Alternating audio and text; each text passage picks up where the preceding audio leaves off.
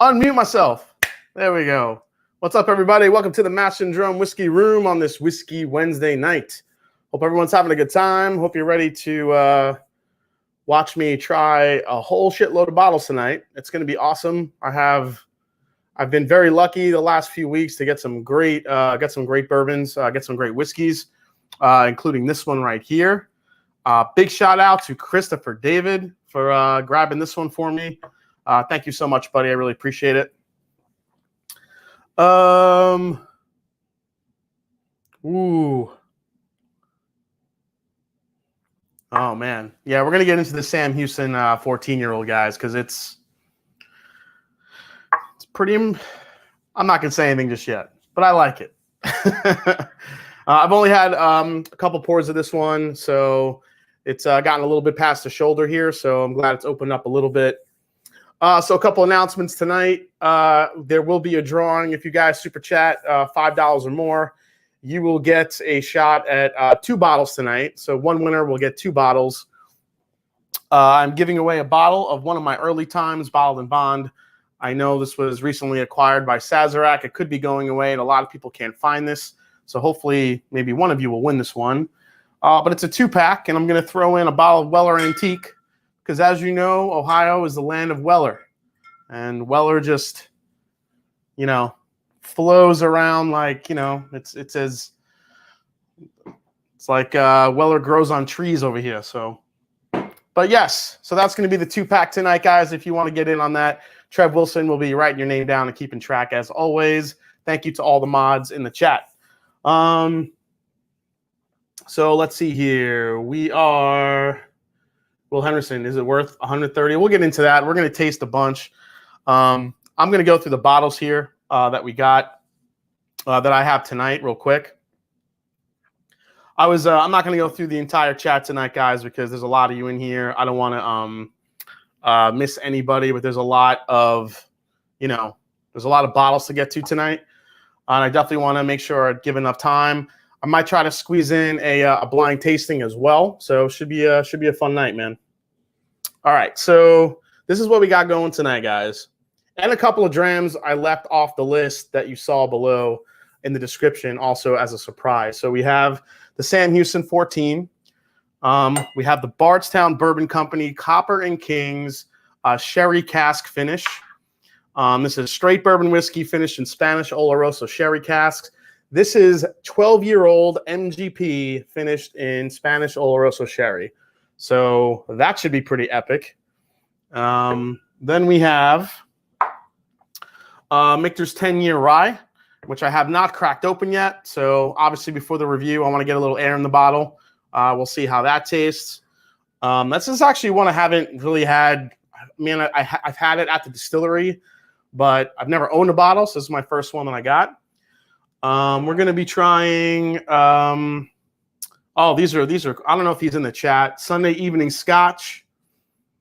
Sunday Evening Scotch sent me, I don't know if you guys remember. So I think this was last year. Buffalo Trace announced the new versions of Benchmark bourbon. If you guys remember hearing about this, if you didn't, I'll show you the bottles. So Benchmark did a huge line extension. They have the regular Benchmark, then they have a bonded version, a small batch, a single barrel, a full proof, and a top floor. So those are all the new Benchmarks that recently released. And tonight we're going to try 3 of them. So we have the single barrel, the full proof, which I'm very excited to try, and the Benchmark bonded. So 100 proof, single barrel, and Benchmark full proof. So get my first take on those. Also going to be diving into this Boone County 6-year-old single barrel, which was very excited to try. I want to thank iWhiskey She Wines. Bobby and Sam grabbed this for me. Also, one that I didn't mention, Little Book Chapter 4. Little Book Chapter 4, going to get my first take review on that. I want to get some air in the bottle for that one as well. ADHD Whiskey, already did a review on it. I watched a little bit of it. I didn't want to watch a lot of it because I don't like to get, I don't want any influence from his notes, but I did see some of the comments, and he said it was kind of a very interesting whiskey, and his tasting notes were a little bit crazy. So we'll get into that. One that I tried before with my Patreon only live stream was Fry Ranch. This is a craft distiller out of Nevada. This is about the 4 to 5 year old bourbon. I've heard nothing but phenomenal things about it. The bottle design is incredible. So we're going to be getting in on all of that tonight. So cheers to you guys. And I got to start with a sip of this. Sam Houston, guys, cheers. I actually want to call out real quick Will Henderson. I saw in the chat earlier that it's his daughter's 3rd birthday. Is that right, Will? Cheers to your daughter. And anyone else who has a birthday out there, everyone who's hanging out tonight, cheers, guys. Thank you so much for the support. I freaking love you guys. Cheers.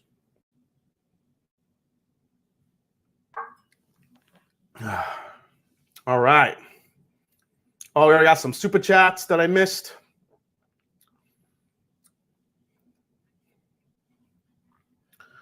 Wait, let me go to the chat here on this screen. I got all these screens now. In order to do all these graphics and stuff, I need different monitors.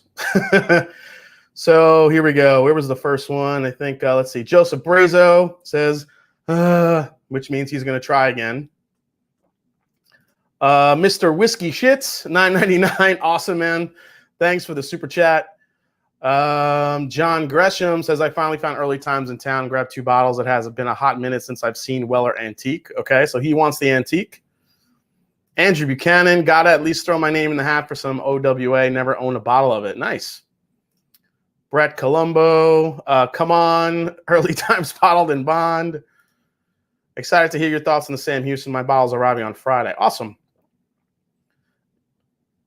ADHD says, crazy. They were 100% accurate. No, I'm not doubting your accuracy, but I saw that you wrote, like, are these tasting notes actually real? It was that's why I didn't watch it. It's pretty funny.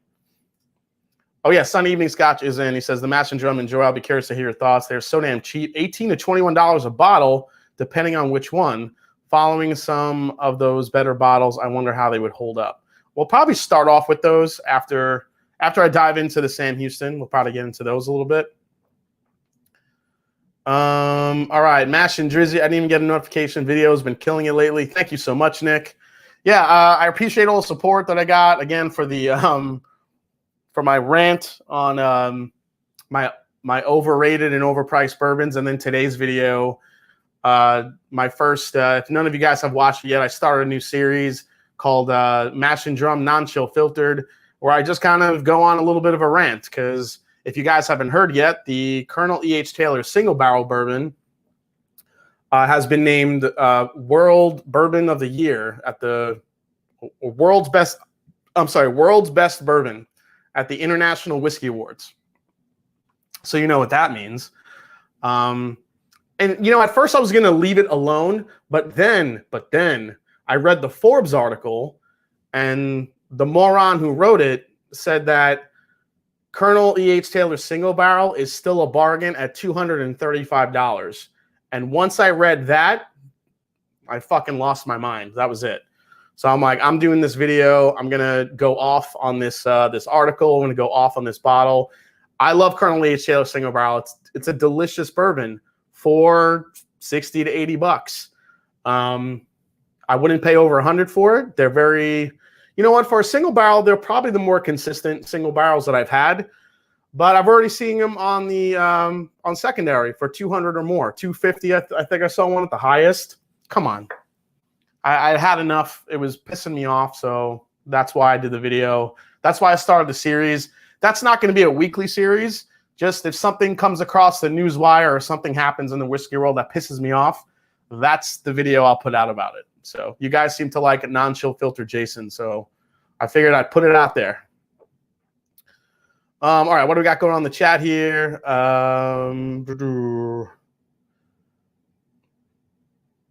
The guy that wrote that needs to be hit with that bottle upside the. I wrote on Facebook that guy needs to only have to drink 2-year-old Canadian whiskey for the rest of his life. He's lost his good whiskey privileges. Mash and Drum, Mr. Jaffe want to defend his opinion on a YouTube live? I don't know. I don't know if word's going to get to him that I said that, but we'll see. Maybe he'll reach out to me on Instagram. I don't know. I would like to talk to him about it and what his thought process is on why he thinks that's a $235 bottle or that's a bargain at that price, considering what else is on the shelf. Maybe it's the audience he's talking to. Maybe it's because, he's talking to Forbes readers who are generally, more well-off audience. Maybe $235 to them is a drop in the bucket. So, you got to remember who the audience is too. It's, when you're writing for Forbes magazine, even though, Fred Minnick writes for Forbes magazine and he actually keeps things pretty honest. But generally he doesn't go into worth or value. He basically just kind of tells you the bourbon like it is, his opinions, surprises. So, Trev says, if you pay $230 for that bottle, I will personally fight you. Now Trev's getting amped. Yeah, I think it's the audience too. I think that's part of the, draw as well. So I did want to give you a little bit of a Blendageddon update, guys. So Blendageddon starts next week. Next week we get the Blendageddon started with the World Whiskey Blends. Actually, before we get into that, I want to show you guys. So if you guys don't know, I opened up an online store where you could buy my shirts. The description and the link is in the description of the video, I should say. And because of that one video, I got to thank Jeffrey Wack for the idea for this shirt. He told me to make this shirt, which is available in my store. There it is. So that's the graphic on the shirt. I want my pretty horsies, brought to you by Blanton's. So I made a shirt that actually says that. You can purchase it at the store. Yeah, if you that's basically what the guy looked like that threw the fit. So yeah, that's available on my store if you guys want one. Thanks to Jeffrey Wack for that idea. So thank you for that. All right, so Blendageddon. Well, let me show you a couple of other. I also have hoodies available with the Match and Drum logo on it. I also have this shirt that says Bourbon, Water, Repeat with my logo on the back of the shirt. I also have my Legendary Drummer shirt, which has my favorite drummers and then bourbon on the bottom of it. So, yep, if you guys are interested, link on the bottom of the in the description. What else here? All right, so Blendageddon. So here we got an insane amount of entries this year, guys. It's going to be an epic battle this year. And here I took a quick shot of all the blends that came in. So here's all of them, but I know there's still a few on the way. I think there's 3 late entries coming in. So the back row of entries, that's 7. Those are the World Whiskey Blends, easily the most I've gotten. Last year I only got 4 or 5 or something like that. This year we got 7. I think there's an 8th on the way. So we got full 8 for that. Then all the rest in front of that are all American whiskey blends. I know ADHD Whiskey's got one coming in soon. A couple of other people, I think, sent in a couple of other ones, but there's a lot. So it's going to be an awesome competition this year. Also, I'll be announcing the prizes, the first place prizes for both categories. So stay tuned for that. I'm just making sure that the Columbus Barrel Company, who's creating what I want to make for the prize, will have them on time. So good luck to you guys starting next week. Mark your calendars. Also next week, I want to mention a pretty special week next week. So Monday, I will be interviewing Campbell Brown. So Campbell Brown, the president of Old Forester, will be coming on the channel to talk all things Old Forester, talk history, talk where he thinks Old Forester is going, maybe trying to build a little bit on what I spoke about with Jackie Zykin when it comes to some of the different bottles and maybe mash bills, the future of the company. And we'll also be talking Old Forester birthday bourbon.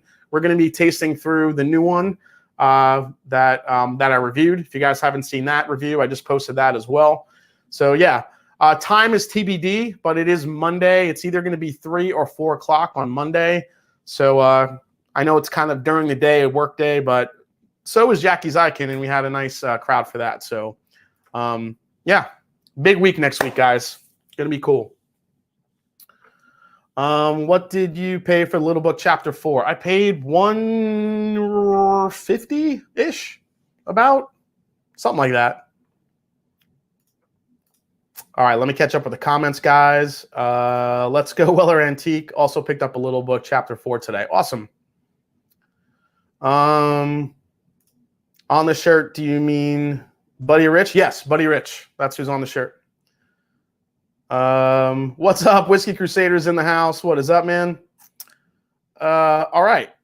Wow, that should be amazing. Nice get, Jason. Yeah, John Belushi will be talking President's Choice as well.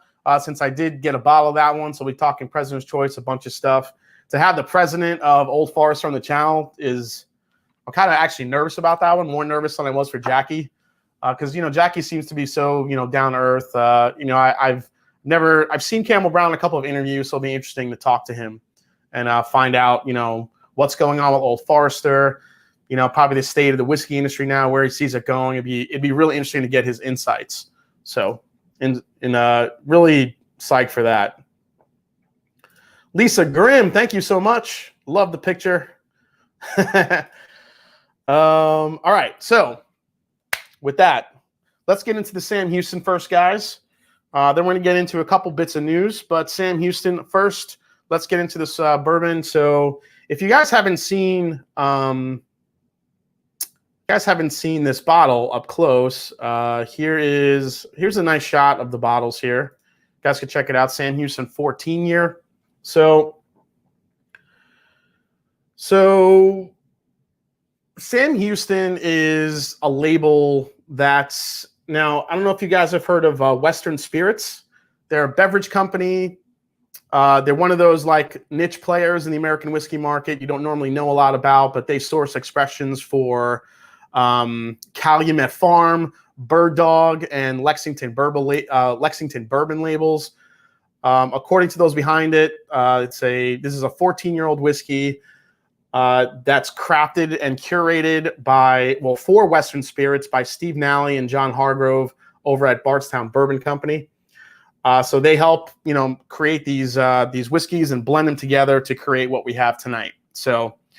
Also, Sam Houston is actually a well-known dignitary that was in Texas, so the bottle's named after him. Celebrates his history a little bit. Sam Houston's life was that of a true legend and patriot. He ran away from home at a young age. For a short time, he lived with Cherokee tribe in the I don't know how to say that, something River Valley. Eventually, he was given the name Colena, meaning the Raven, and adopted into the tribe as Chief John Jolly's son. Grew up to be a fierce soldier. Let's see. He was well respected as one of the great political men of his day, serving as congressman, a governor, and twice as president of the Republic of Texas. He was brutally honest and a man of principle. So, all right. Let's move that chat out of the way there. All right, guys. So like I said, I have tried this once before. It's a little bit past the shoulder now, so let's get into nose, see what we get here. Let me go back to the chat on this so I don't miss anything from you guys. All right, perfect.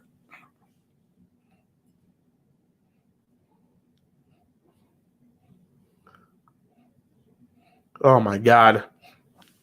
So the first thing I got on this, when I first opened this and I took the first neck pour, there was a lot of oak. And, a 14-year-old bourbon, I feel like you're going to get that. But with just a little bit of airtime, and I actually poured this before the show started, and this has just become caramel apple in a glass. Oh, my God. It's like a deep-fried apple pie. Cinnamon. Deep-fried apple cherry pie. There's cherry in here, too.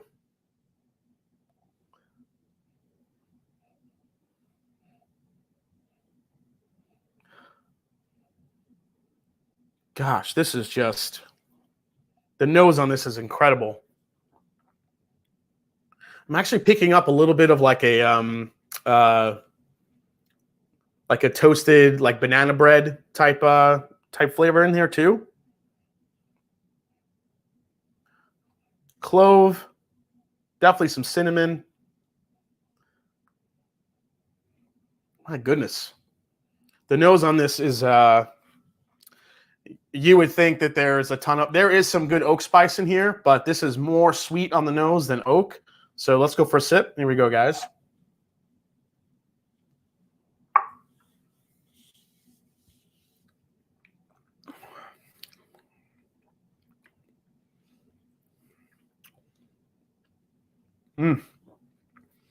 Butterscotch, toffee,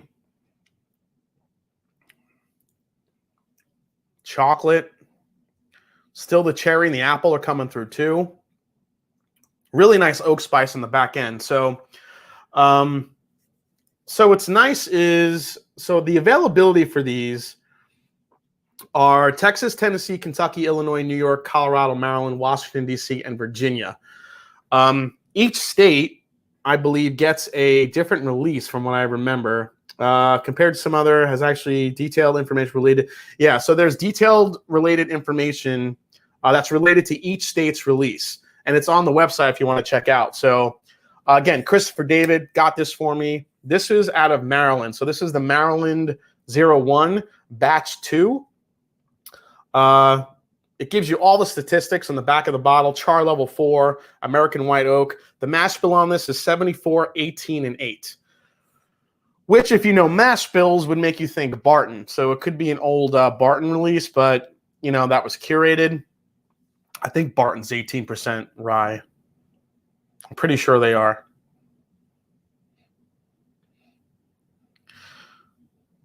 Worth 130? I say hell yeah on this. You know why? Because it's a 14-year-old bourbon for a sub $150, which, again, you look in today's market, that's rare. That's rare to find something that old and that, you know, affordable if you're looking at something that's that aged. There's a few, anomalies out there that are high age. You know, you always bring up Elijah Craig Barrel Proof being 12 years old. You know, pretty good price point at only, $65. But something still at this age, you don't find many of these that old for under, $200 to $250. So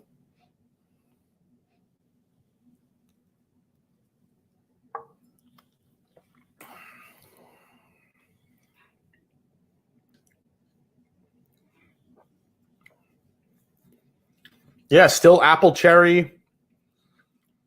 This isn't a huge punch of flavor. Remember, it's 98 proof. It doesn't like overpower your senses here. I think it has a perfect balance of sweetness, of oak, a little bit of complexity.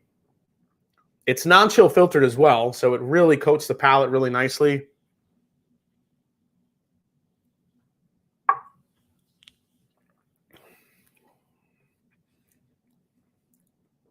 All right, so front of the palate, yeah, the butterscotch toffee notes. Once it hits mid-palate, well, there's caramel obviously up there too, but once it hits mid-palate, apple, cherry, cinnamon, then the finish, cinnamon, clove, some nice, now the citrus. Now you get a little bit more citrus on the back end too. A little bit of that banana hint, which makes me think Barton.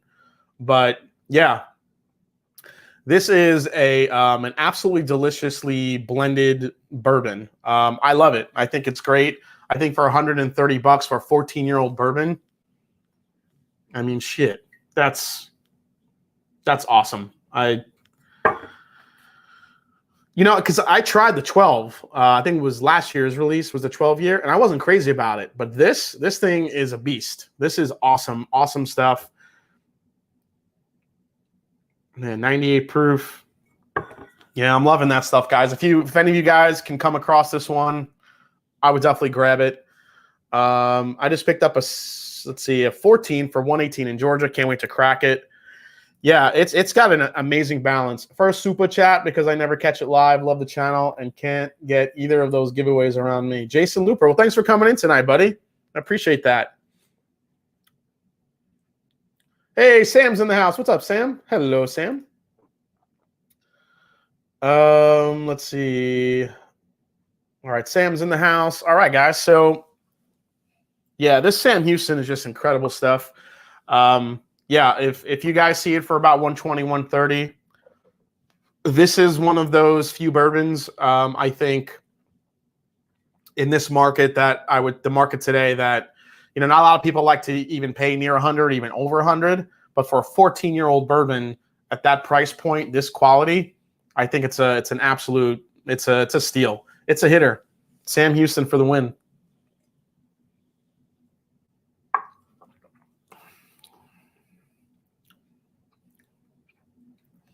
Surprised how sweet it is.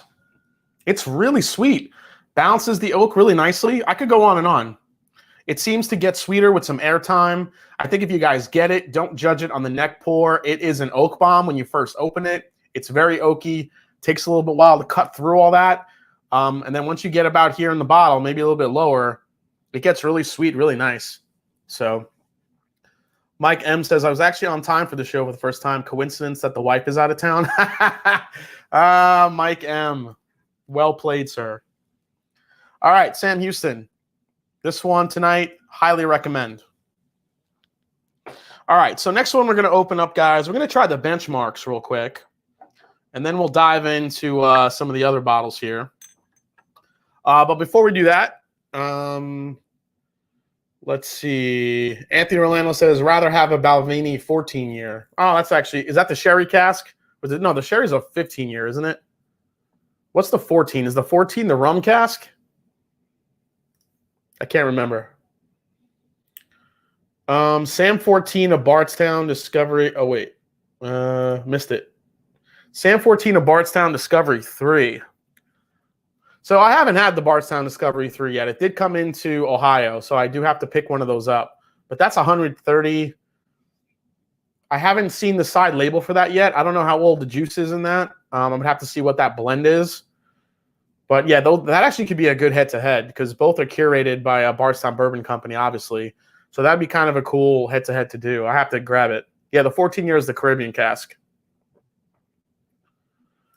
Sam Houston 14 is one of the most unique taste profiles and long-lasting finish for that price point. Can't beat. Cheers, sir. Yeah, Palmetto Bourbon. I would agree.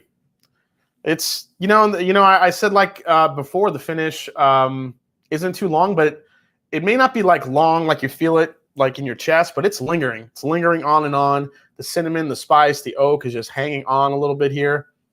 So it's a great bourbon. I love it. I'm glad I got it. Thank you again, Christopher David. All right, so let's talk a little bit of whiskey news here. This is the first one I want to talk about. I don't know if you guys heard this yet this week. This is the brand new Maker's Mark Wood Finishing Series 2020 limited release. So last year we had Stave Profile RC6. This year it's Stave Profile SE4 and PR5. So based on the press release, it says, we set out to create a worthy tribute to the one-of-a-kind vanilla and caramel taste notes in our signature Maker's Mark.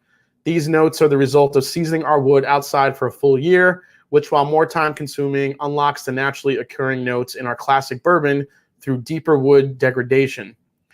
This is the 10th anniversary of Maker's Mark 46, brand's first innovation. So basically, what we're looking at here, guys, is a 110.8 proof, a marriage of virgin, toasted American, and French oak staves. Barrel finished for amplified notes of vanilla, baking spices, and creamy caramel. So what they're trying to do with this one, guys, is basically enhance the best parts of Maker's 46. They're just trying to enhance the most they can with these different profile, with these staves. They're trying to enhance the caramel, the toffee even more on the flavor profile. So I will say that I have a sample of this on the way from Maker's Mark. So look out for my review very soon. So that's pretty cool. What was one of the other ones coming up? Have any other? Not really a lot of news this week. Oh yeah, one other one that I was actually kind of excited about is this Irish whiskey, the Whistler. So if you guys, so this is a U.S. only release, actually, the Whistler. It's an Irish whiskey though, and these Irish whiskeys that are going to be debuting in the U.S. now, they had a cask strength for about $40. It was a cask strength Irish whiskey that I got at Party Source in Kentucky. That was unbelievable. It was, I said it's butter pecan, but I always called it butter pecan. It was absolutely delicious. So now these are brand new. This is a trilogy series, and one of them is an Oloroso sherry cask finish, 43% ABV for $35. The other one is a Calvados cask finish. This is triple distilled and also finished for 15 months in French oak casks, which held 10-year-old Calvados from Chateau de Bruil. All these are non-chill filtered or, no caramel added. These are all natural color. This is $40 with 43% ABV. And the other one is a stout cask finish. So this was made in collaboration with Boyne Brewhouse. Let's see, these barrels were dumped and then used by Boyne Brewhouse to age Imperial Stout for 6 months. After the beer was aged, the barrels were then dumped and sent back to finish maturing this blend for 6 months. Again, bottled, this is non-chill filtered, no added coloring, 43%, MSRP of $40. So if you guys are Irish whiskey fans, I'm telling you, the Whistler makes some good shit. All right, let's get into these benchmarks. Hope I have enough glasses. All right, so let's try the so Sunday Evening Scotch in the chat. Can you let me know what the obviously I know the bonded is 100 proof. What's the proof on the full proof and what's the proof on the single barrel? If you can give me those stats. Sunday Evening Scotch. While you're doing that, I'm going to pour these. We'll do this is the bonded. So again, if you guys haven't seen them yet, these are the new benchmarks that have been released by Buffalo Trace, Sazerac, whatever you want to call it. This was announced late last year, and now they finally has been released. Limited markets, obviously. I think limited, obviously allocated. So just like most things, except for the regular benchmark, which you could still find everywhere. All right, let's go to the comments here. All right, so Sunday Evening Scotch. Single barrel is 95 proof. Nice. The full proof is 125. Are you serious? Holy shit. I didn't think it was going to be that high. All right. And the bonnet is 100 proof. All right, so let's start off with the single barrel, and then we'll work our way up here. And that's the bonnet. So single barrels here. Let me get some water. Everybody drink. I said water. All right. DC is drinking some McKenna. DC, I want to thank you for becoming a Patreon. Thank you so much, man. Appreciate the support. We got another couple. We have some more Patrons that came in this week as well. Let me take this picture off here. I want to thank Matt Watson, Aaron Marchant, Andrew Fenton, Dave Sugg, Eric Stewart, and DC for becoming Patreons this week. So cheers to you guys, and can't wait to get your input on the channel. So thank you very much. Thinking about becoming a patron, the link is below in the description. A lot of great rewards going out this month, guys. So cheers to that. All right, so let's go to the benchmark single barrel.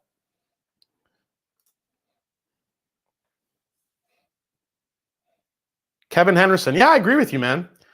Benchmark by itself isn't terrible for $9 a bottle. It's always good to cook with. Yeah, I mean, it's obviously a younger bourbon. It's very just vanilla, light caramel, basic bitch bourbon.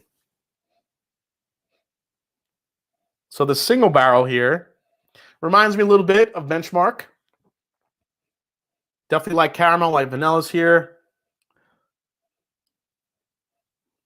There's a Granny Smith apple note I'm getting in this single barrel, which is kind of nice. Granny Smith apple. Granny Smith is the green one, right? Granny Smith is the green apple.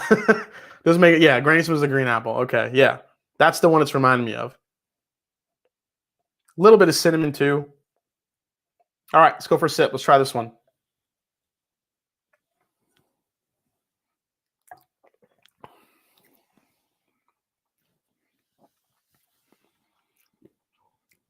Yeah, to me, that one is very, very apple. Almost like apple juice apple. I don't know if Sunday Evening Scotch, if you got the same experience I'm getting here. We got Brent Bailey says passed on a Bombergus for 80 today. Good pass or not? I would say that's a good pass. I'm not too crazy about the bomb burgers. Hey, Brian Brennicke's in the house. He's half listening. Oh, I'm still glad you're listening a little bit. Hey, Bourbon Bike's in the house. What's up, man? Go back to work. Emily Chambers says yes. Nanny Smith green, less sweet, common for pies. There you go. Thanks, Emily. Man, apple pie sounds really good right now. Doesn't it? God, I'm getting so much apple on this.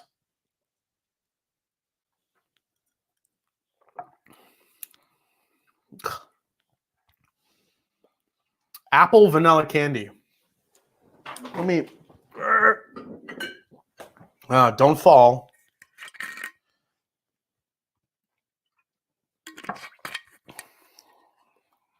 Oh, yeah, that's definitely way more interesting than the regular benchmark. Absolutely. So single barrel, definitely way better. That specific single barrel is an apple bomb. Apple cinnamon all day long. ADHD whiskey, yes. He hears apple pie.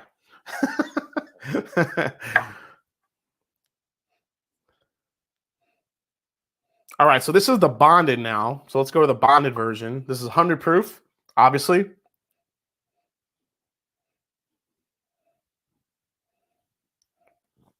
All right, so there's some more oak profile coming in through here. Not as much apple. This is a little bit more caramel forward. A little bit of a bubblegum note. Like bubblegum, cotton candy. Definitely your vanillas, your caramels, your usuals. Yeah, but way more oak than especially the single barrel here. Yeah, this one is just apple pie candy, whereas this one's a little bit more oaky. It's pulling in a little bit. I think the higher proof, it's less watered down. You get a little bit more oak profile here. Not a lot, but it's there. Let's try the bonded.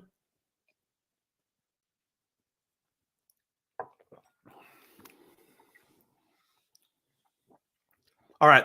The bonded was very similar to the single barrel, just a little bit higher of a proof.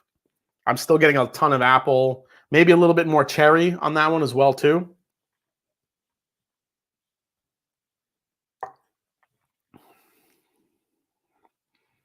Definitely a nicer long finish.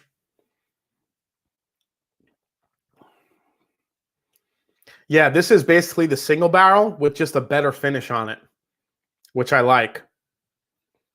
If that bonded is like 25, 30 bucks, that's solid. If that was more available, I would take that over Evan Williams bonded any day of the week. That's really good. Yeah, that would be right up there with some of my favorite bonded bourbons. That's really nice. I think a lot of people would like that one. I mean, it's very sweet. It's got that Buffalo Trace sweetness, but a little bit longer of a finish there for a benchmark. All right, now we're getting to the 125 proof. So let's try this. Let's try this stuff at full proof here. Mashanddrum, Jason, Lisa Grimm, Anthony Patrick sent you some super chats. Oh, did I miss super chats? Let me see here. Let me go back through. Sorry, guys. Oh, there's one from Richie Z. Cheers, buddy. Thank you so much. Lisa Grimm, thank you very, very much. I'd like to see a comparison. Oh, for that Maker's Mark, I'm definitely going to be comparing it to RC6. Absolutely. I know Trevor Wilson is excited about that release. He loves him some. He liked that one. I also want to actually, if Trev or any of my other mods can drop the link to my Discord server. If you guys want to join Discord, which is a cool chat area where I usually hang out pretty much most of the day on it and try to jump into conversations. Also, after the live streams, I go in there and I definitely hang out with you guys, do a on the voice chat. So if any of you guys are interested in joining the Discord, the Mashanddrum Discord, please join. You can drop the link in there. Any of the mods that are on Discord, please feel free to drop the link in there. I appreciate it. Anthony Patrick, thank you so much.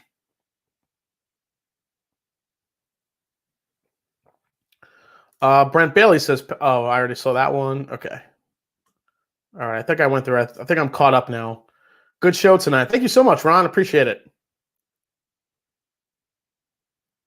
There you go. Trev Wilson, Makers is my freaking jam. All right, so let's try this 125 proof for benchmark. Holy shit. Okay. I actually don't like the smell of it. It smells like nail polish remover.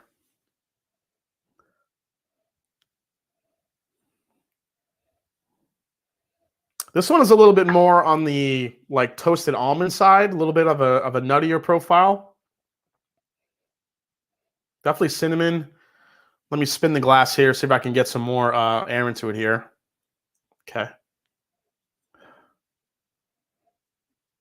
All right, that made it a little bit better. Yeah, if you guys ever have issues with like trying to get, you know, some tasting notes out of the glass, man, just friggin' whip some air into it for like a minute. Really does open the whiskey up a little bit.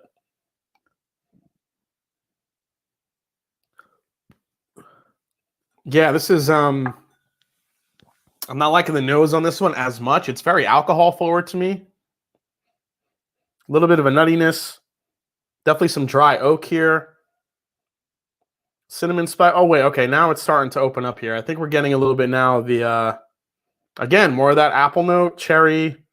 Definitely some of that oaks coming through. All right, let's try this stuff at full volume here.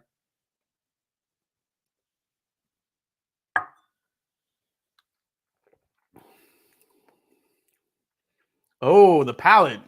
That's very nice.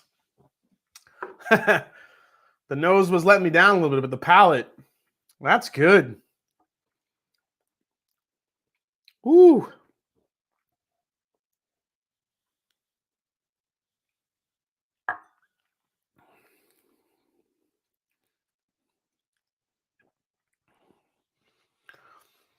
There's a very distinct corn flavor in here. A lot of corn sweetness, a lot of vanilla.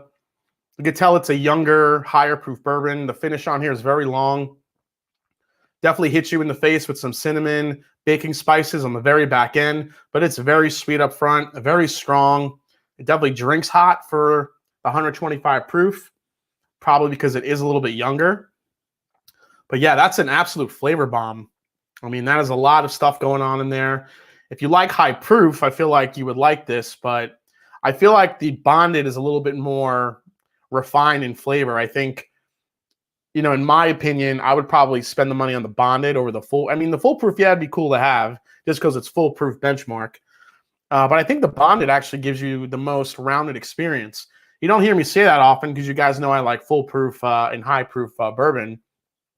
But I feel like the bonded really balances it all out with some little bit of added water in it. So I think more of the sweet flavors come out. It's a little bit balanced. It still has a big enough finish on it. Whereas this is just a rush of flavor on the very front, and then it's just a really big burn on the back end.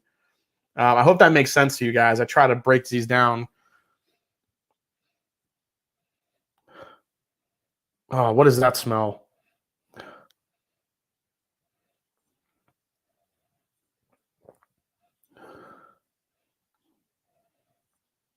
God, it actually smells a little bit like mellow corn on the nose.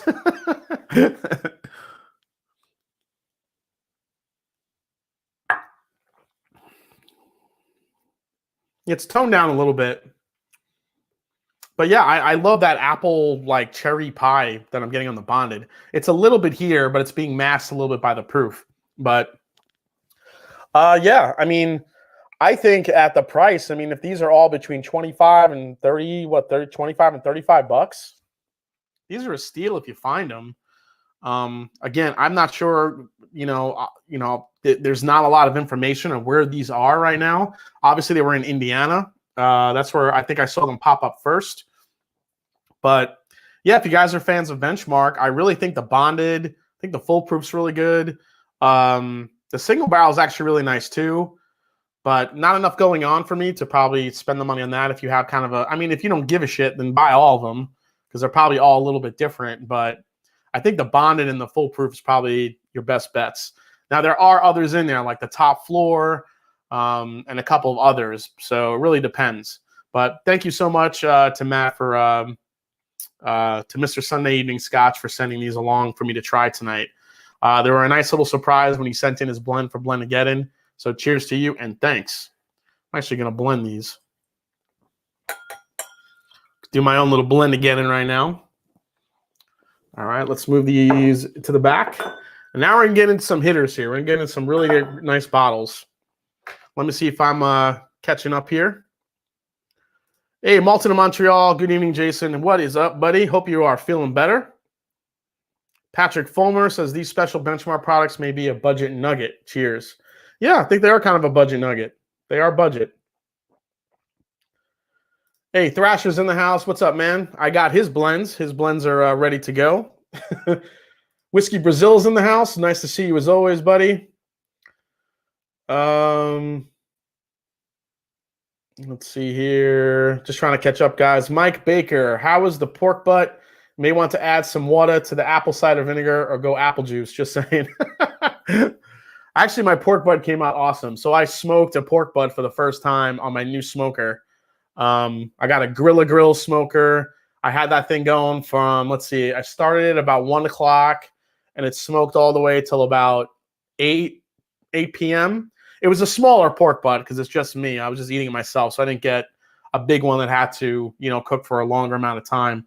And it was perfect. So, yeah, it came out awesome. It was delicious.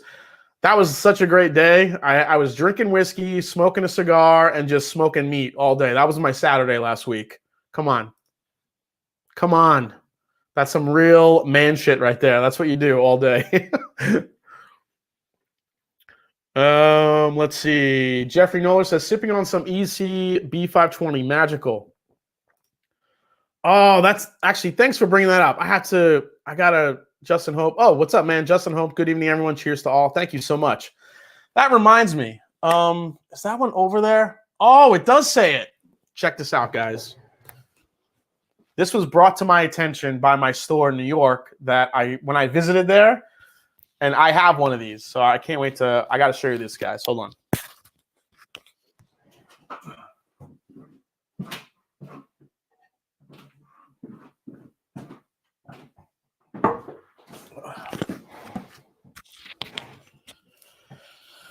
All right, so the store, the girl I know at the store in New York, she texted me today and she says, hey, does this look right to you? So she first texted me, she goes, hey, quick question, Elijah Craig B520s. I had sold 2 recently and the customer hit me up saying he didn't realize they were straight ryes and wanted the bourbons. I was like, wait, what? Elijah Craig doesn't have they have a rye, but they don't have a barrel-proof rye. He says, on my shelf, I have 2 small batches and 3 barrel-proof B520s. Nowhere I could find they also made it in a straight rye. Do you know if they released a straight rye B520? So I'm looking at these photos and I'm like, holy shit. These bottles that were created from Elijah Craig, and I actually happen to have one. So normally on the bottles, they say Elijah Craig barrel proof written in script. Look what this one says. Elijah Craig, you see where it says small batch? So Elijah Craig small batch barrel proof is on here. Which is really interesting because then on the picture she showed, I'm going to see if I can show you guys. Where does this one say here? Okay, yeah, here's a picture of it. I don't know if you guys can see this photo, but see that bottle? Elijah Craig straight rye. And it has the barrel proof labels on it. Isn't that crazy? So I was like, I don't know if you got some the straight rye in there or if there's a barrel proof bourbon is in there. So she's actually gonna crack them open tonight, like one of each, and see what's in there. I found it really interesting. But based on the color of this, I gotta think that this is the barrel proof because this is dark. So pretty crazy though. I thought that was interesting. Because she doesn't think she could sell those with those labels on it, she's actually the distributor, I think, is gonna give her a refund. And I told her, hey, if you try those and the barrel proofs are actually if there's actually a barrel proof B520 in those bottles, send them to me. So we're gonna see what happens with that. Yeah, I think the bottling line got screwed up. Exactly.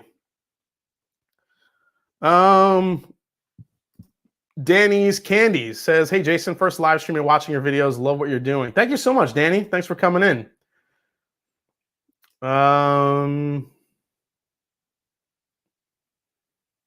Oh, Sam Houston 14 or Remus Repeal Series 3. Remus Repeal Series 3 is one I haven't seen yet either. That's one that I'm dying to get as well. Thrasher, hey Jason, looking forward to the blend again and had some friends try it out and they didn't puke. Well, you're on to something then, buddy. Kevin Henderson, Jason, how did the benchmark stack up to the Russell Reserve or Elijah Small Batch? Columbus Unite. What's up, Kevin? They're definitely not as aged as a Russell's Reserve single barrel. This is definitely, the benchmarks are definitely on the younger side. You're not going to get the oak and the nuance there. It's definitely a lighter, sweeter type of flavor profile. It's literally a higher proof regular benchmark. It might be a little bit older, I think. Definitely more interesting than the regular benchmark. I will say that. But if you're on the hunt for them, I think most people, now I haven't had the top floor or, you know, some of the other ones, but I got to say the bonded and the full proof were pretty damn good, especially at that price.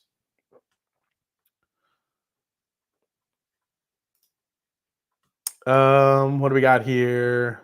The MASHNDRUM.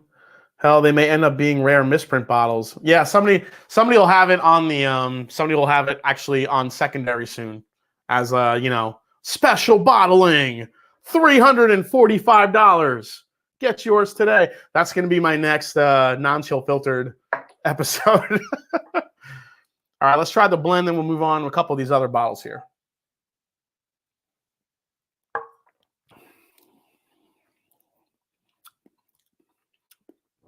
Yeah, the blend didn't work. Yeah, that would be a blend again and fail. It's bitter on the back end. Those combinations just didn't do well together. All right, guys, so let's see here. What do we got? What shall I try next? Let's do the Fry Ranch real quick. Then we'll get into the Copper Kings, Bardstown, and then the Michters. So,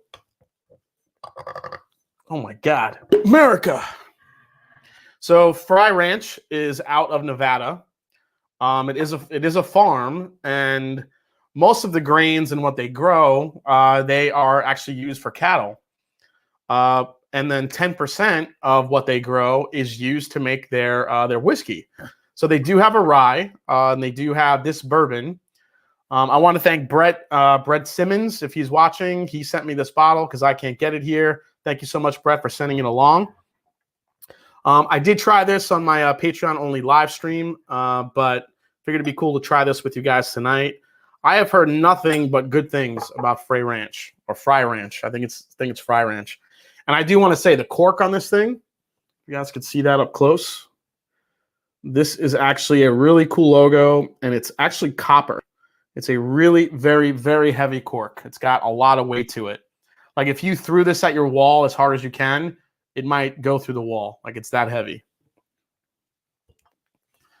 Let me see if I'm missing any notes on Fry Ranch here. Okay, yeah, so it's 90 proof, 4 slow-grown grains. So this is mash bill of corn, rye, wheat, and 2-row barley. So it's a 4-grain bourbon.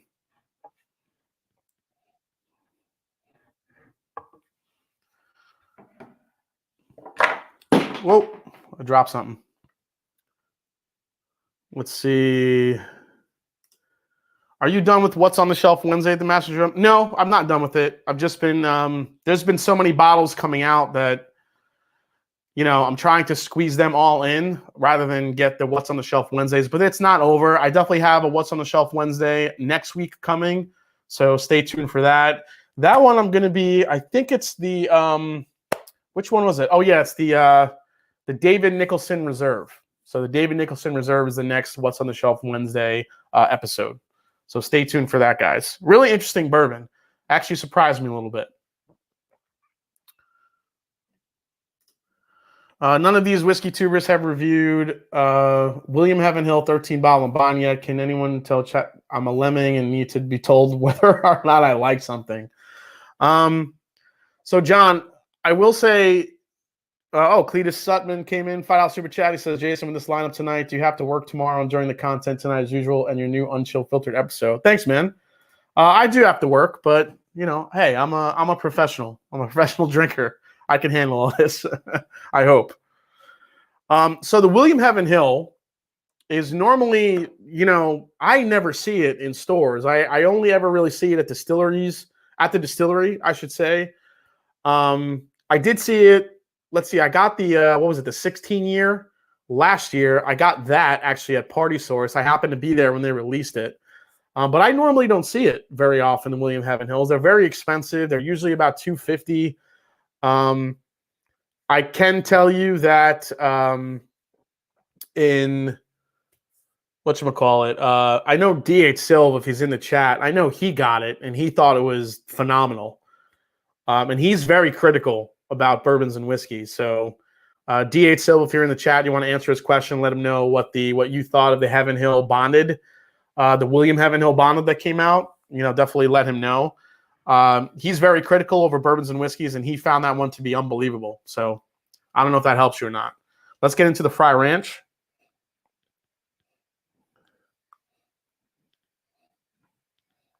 Getting a little bit of that nail polish note too, but it's not too bad. It's a little bit more cherry. Man, citrus. Getting like a lemon-orange combination here. Very sugary sweet for a craft bourbon. So this is about 4 to 5 years old, I believe. But yeah, there's not a lot of that young bourbon, you know, profile that I'm getting on the nose, which is, you know, kind of a big win when you think about it. I could smell the wheat, I think, more than anything on the nose here. You definitely get that wheated bourbon type nose profile. A little bit of a dusty corn note. Definitely some cherry. It's really nice on the nose. Gotta say, very sweet, very sweet on the nose. Dusty corn. Not a lot of, like I said, not a lot of youthfulness on the nose at all. Let's go for a sip.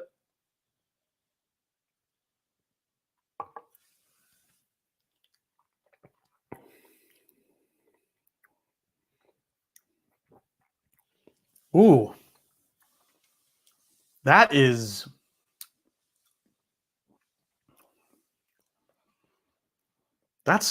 extremely surprising how creamy it is on the mouthfeel. It is super creamy. I think this is non-chill filtered as well. This is batch 1, 90 proof. I don't know. I would guess this is non-chill filtered because it is very creamy on the palate. A lot of vanilla, again, more cherry.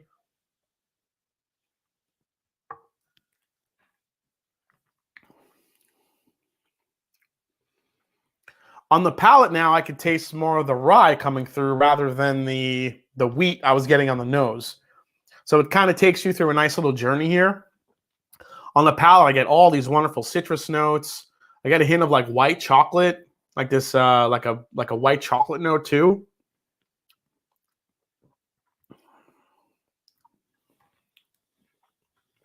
Man, cherry. It's almost like a sour cherry I'm getting too. That is really different, but in like a really good way, I gotta say. I just rhymed. Sorry.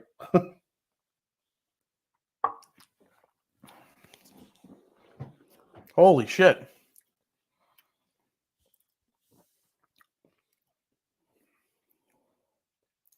I gotta say, this is really fruity on the palate. Fruity, citrusy, rye spice. On the back end, you get a little bit of almost like a grape note, I think it is. Like a Maybe some, no, not ginger. What is that I'm getting on the back end? Yeah, maybe it's like a candied ginger, a candied orange on the back end. It's got this burst of really nice flavor on the back. Excuse me. That's delicious stuff. Michael Hessen, what's up, man? Love the channel. ECB 520 for me tonight. Hell yeah, that's still in my top 5 bourbons this year, guys. The ECB 520, still in my top 5. Let's see here.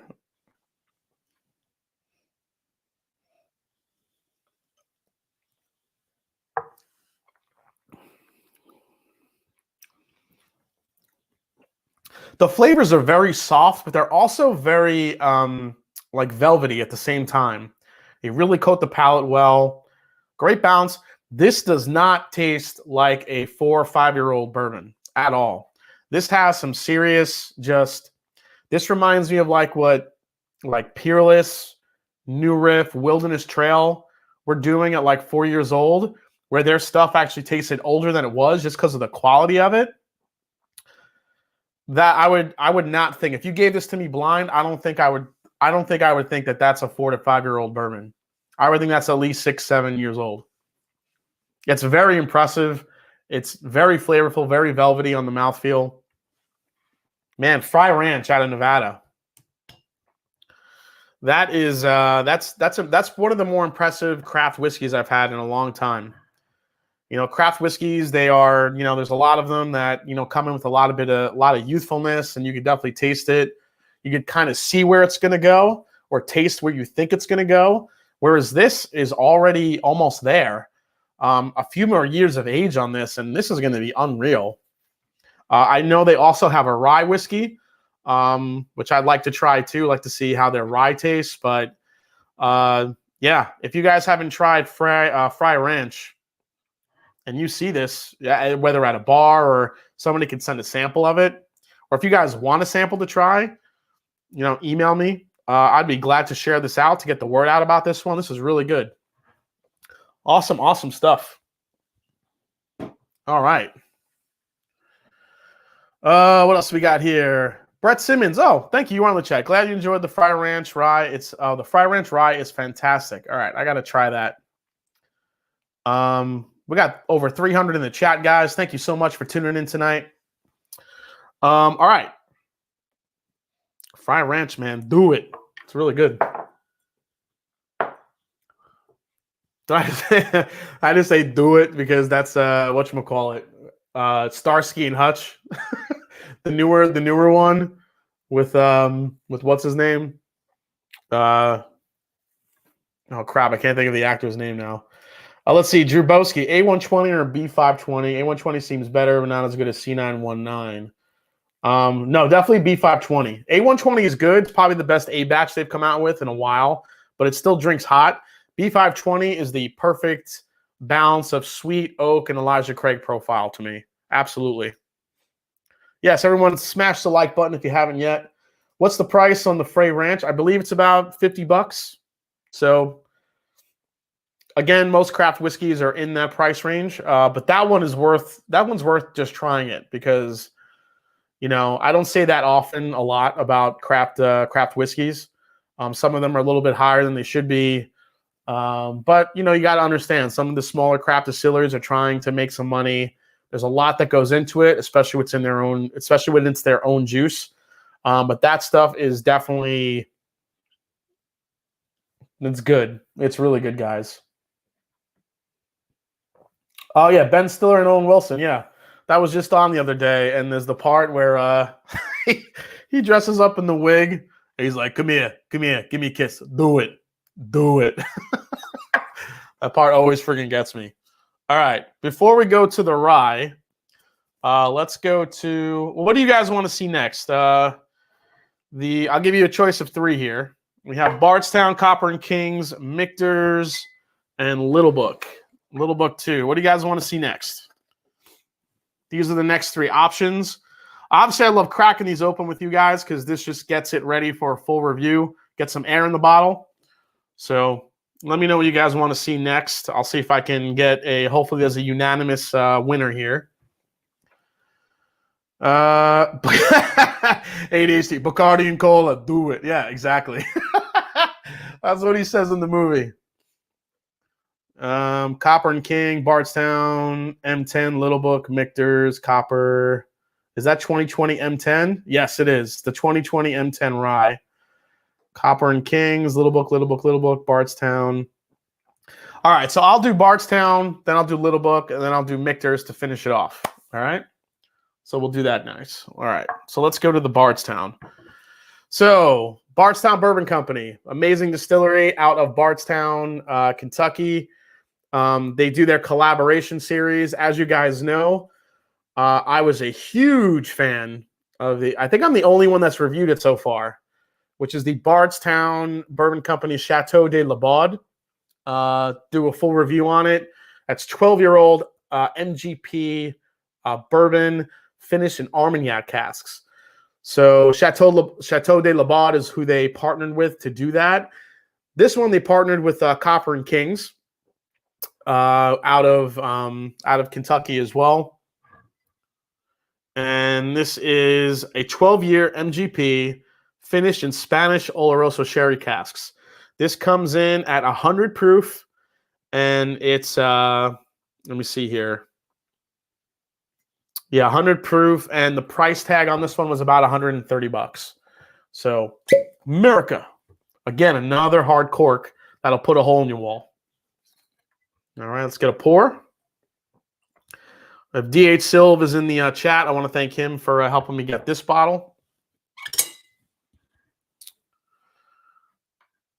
Let's see. Fry Ranch is running at 55 on their website. There you go. Okay. But I think it should be probably cheaper in the stores. Usually they are than the websites.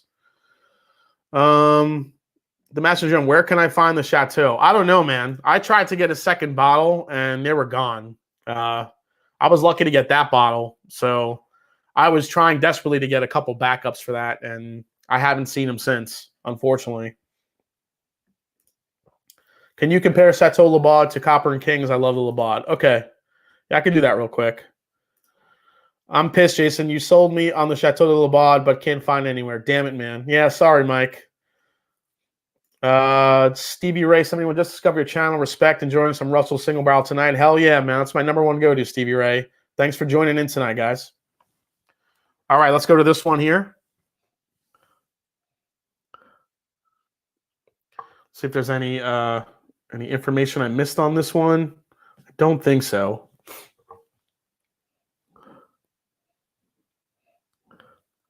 Whew. It smells hotter than 100 proof. Okay, now it's opening up here.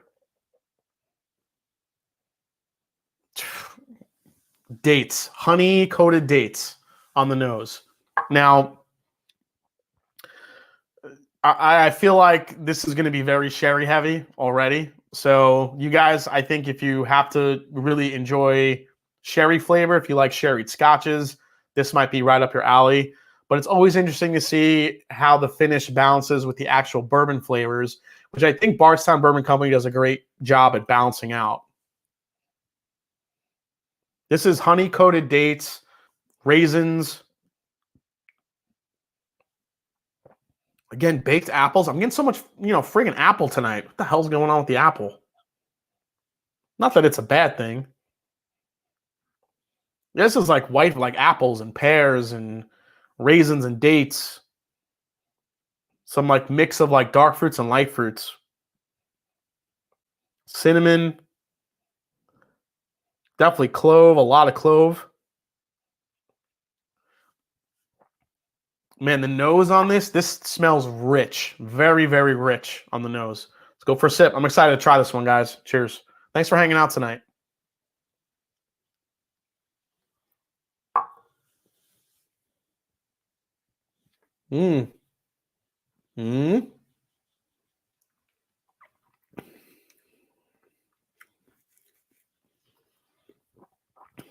Holy crap.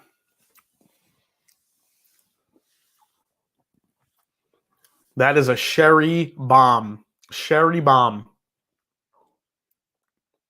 Cinnamon, A ton of, again, like a fresh box of sun-made raisins on the palate. Fresh box of sun-made raisins. Like dark, rich cherries. And I think it's more dates, though. Like more like honey and dates rather than cherry. I feel like there's some cherry there. But I'm getting more of like a date note, like a honey-coated date. If you ever had like dates just soaked in honey and had a bite, that's what I'm getting out of this glass.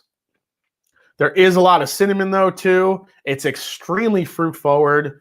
The sherry influence is there. See, I'm trying to like kind of work through to see where the bourbon flavors are here.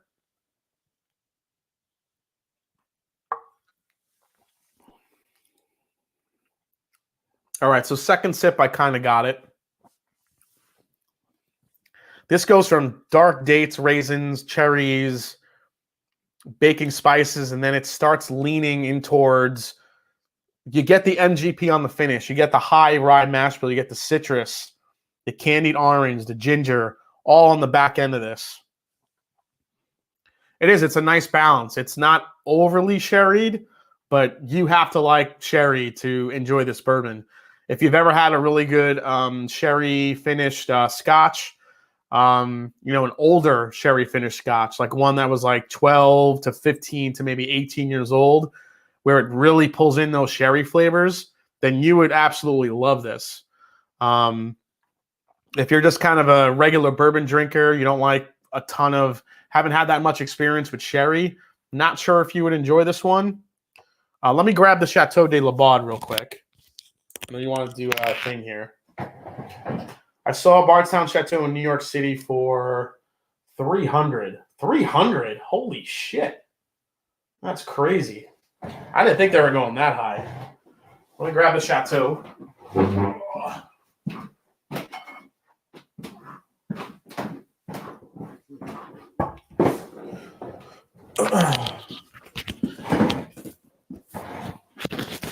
All right, guys.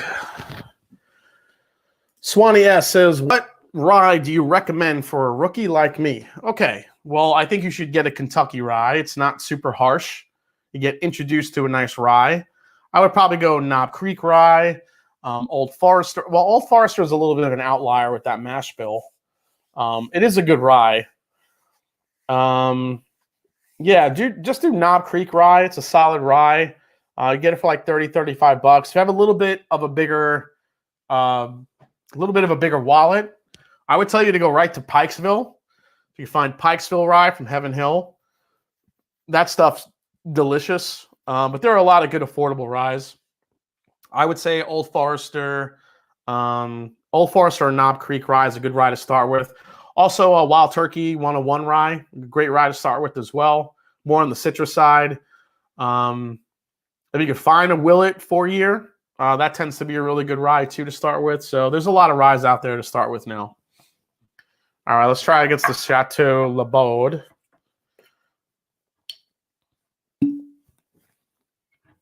Sounds like a Macallan double cask. Maybe. Well, let's try against the Chateau here. So the Chateau, if I remember correctly, just has a way different nose. Yeah. The Chateau, so Chateau de la Baude is also 12 years old, MGP. But this is Armagnac casks, which is a little bit different. This is more of a fruit and espresso type of flavor profile on the palate and the nose too. Yeah, still even today, this is like the best espresso with like apricot, honey, all mixed in. Again, I'm not going to take credit for this. This is from Pam, from the nose, Pam Heilman, saying that Armagnac will generally give you a scent of like, if you've ever gone out in the fall and like wet fall leaves just have like a very distinct smell. That's what you kind of get in the glass here.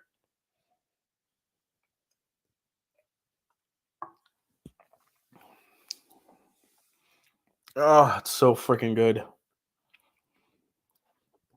Just espresso, chocolate, but then you get these light fruits, the apricot, the peach, all the baking spices, and then this is just more of a dark fruit bomb.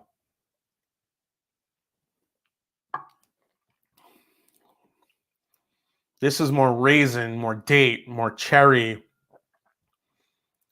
A lot of candied orange, some ginger in there too.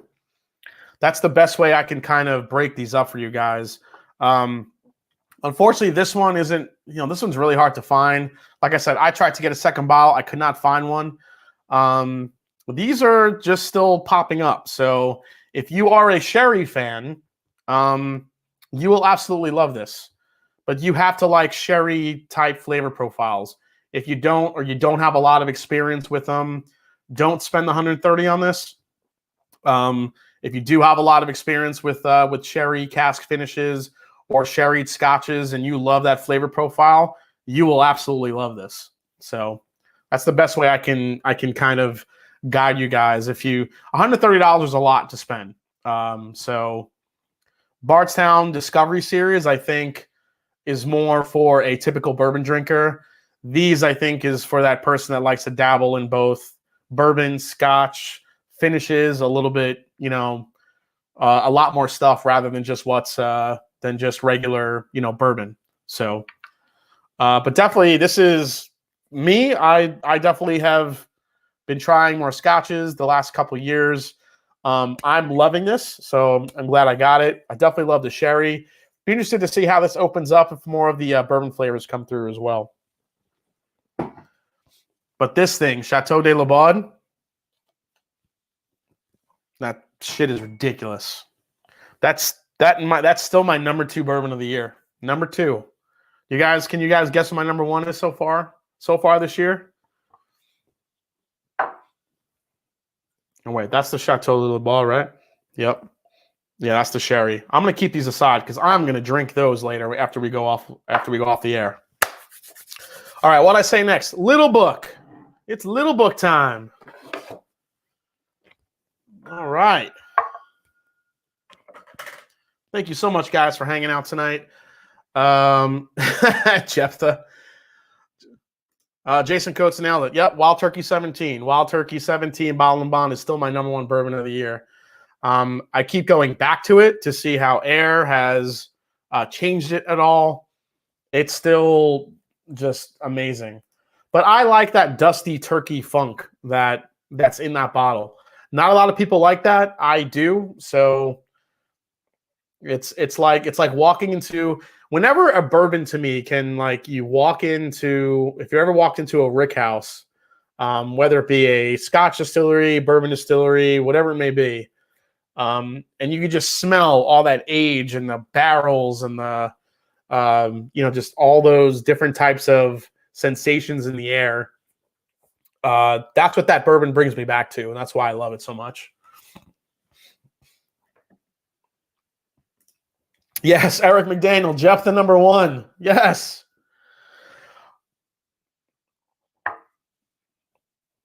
All right, guys. So let's go into. Ooh. Keep knocking these over. Double check here. All right. So Little Book 4, Chapter 4. If you guys haven't heard about this one yet, this is very, very unique blend. So here's the pretty blue tag this year. We got a blue tag. This one says, this blend is made from a 4-year brown rice Kentucky bourbon whiskey. That's right, brown rice. 7-year Kentucky straight bourbon and an 8-year Kentucky straight rye. So we got a 4-year brown rice, a 7-year straight bourbon, and an 8-year straight rye. America. Let's give it a go. So brown rice is used a lot in Japanese whiskeys. It has been used by Jim Beam in the past in their signature craft series. If you've ever seen the smaller bottles, they make the 375s that they sell. They did release a brown rice version, so I would figure that's coming from some of those stocks to blend in here. For you guys that don't know, this is Freddie No. So not Fred No Sr., but Freddie No, his son, who does these Little Book blends. Chapter 1, 2, and 3 were all very different, all very unique. And now we have chapter 4 here, which sounds pretty unique in your own right. So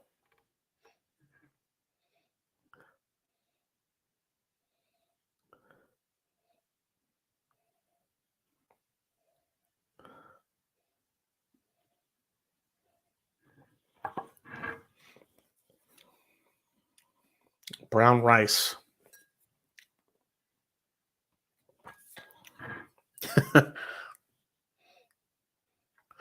Yeah, if any of you guys want to see a full review on this, check out ADHD Whiskey. He did a full review on this one already. This one off the bat. Okay, so first thing I smell, it's extremely floral on the nose, which reminds me a little bit of a Japanese whiskey. If you've ever had some Japanese whiskeys, a lot of them are very floral on the nose, like, you know, like going into a freaking, like a nursery and just smelling flowers. It's also very honey.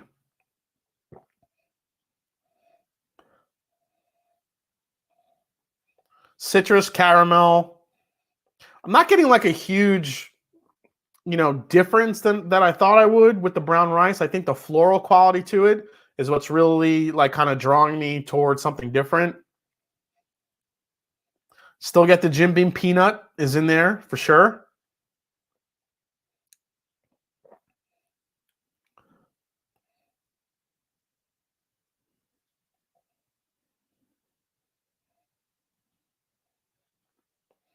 ADHD, that nose changes like crazy, yeah.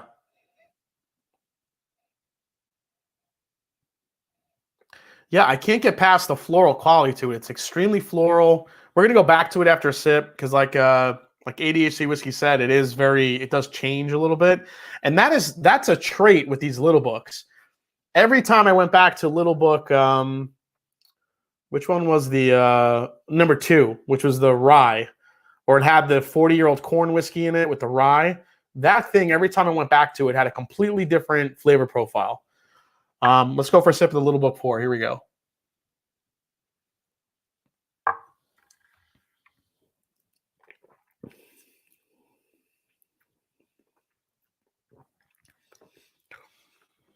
That's a lot sweeter than I thought it was going to be. I thought it was just going to be a little bit more, I don't know. I know you think brown rice, you don't really think a lot of flavor, but that's a lot sweeter than I thought it was going to be.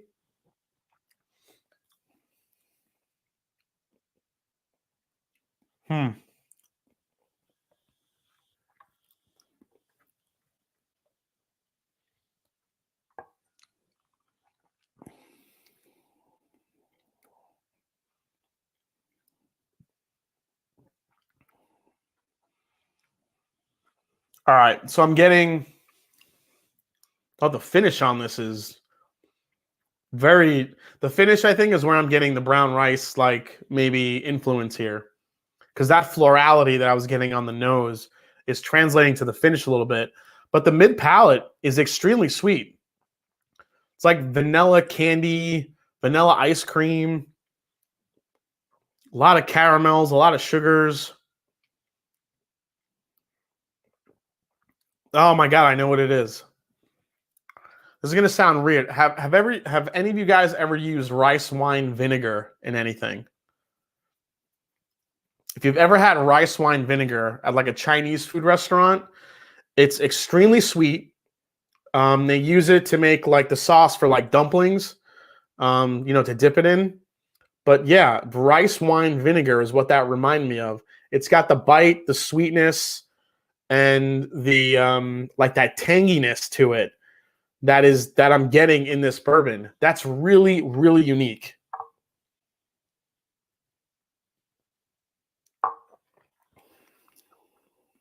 Now I can't get it out of my head.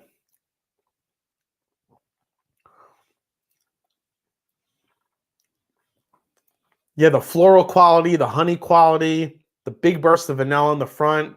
Still get a touch of the peanut. This is way, way sweeter than I thought it was going to be. I thought brown rice and, when you have a Japanese whiskey is very delicate, very floral, very citrusy. And I feel like that's coming through here. But the sweetness factor on this is way more way more amped up than I thought it was going to be. That's very interesting. Let's see, Anthony. We'll look for the Nika. Does anyone know if it's in Ohio? Jason, do you know? Go Bucks. Anthony Motley. Yes, Nika straight from the barrel is in Ohio. I don't know what part of Ohio it's in, but I know you can get it at Arena Wine and Spirits in downtown Columbus.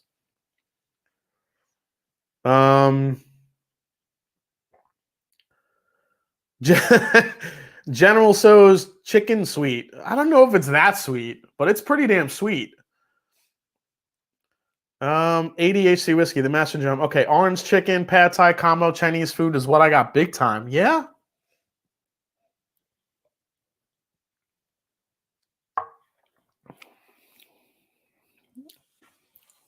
Yeah, you know what? I could see that. You know why? Because the rye, I think, just brings a huge burst of citrus there. So that's where the orange is. I'm getting like this type of rice wine vinegar type, like this tart but very sweet flavor at the same time. I'm still getting this floral quality though that's kind of underlying everything throughout the whole experience. It's almost like it's a Kentucky bourbon, like disguised as a Japanese whiskey, if that makes sense. It's very, very interesting. Man, is this $140 good though? $160?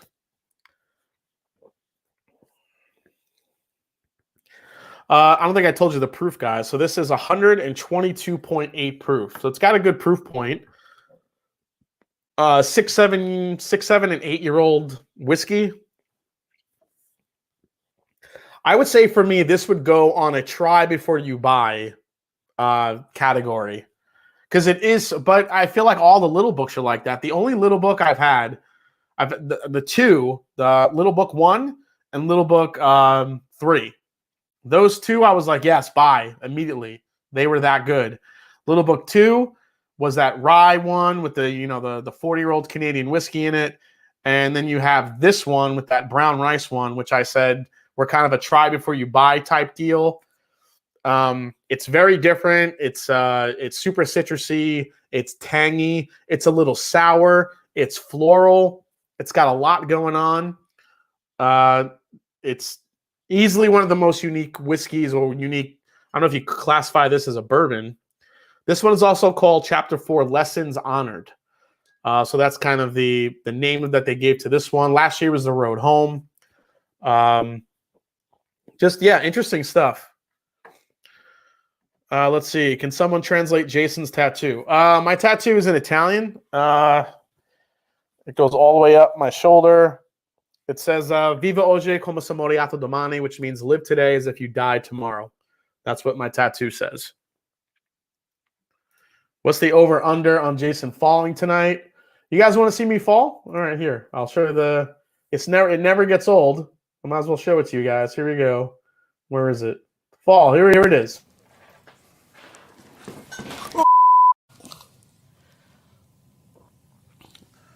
I fell.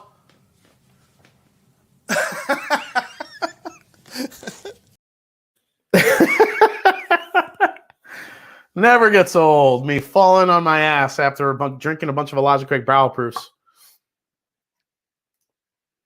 Totally a Boston tattoo. Yeah, never gets old. One more question. Anyone try the Clyde Mays 11-year cast strength?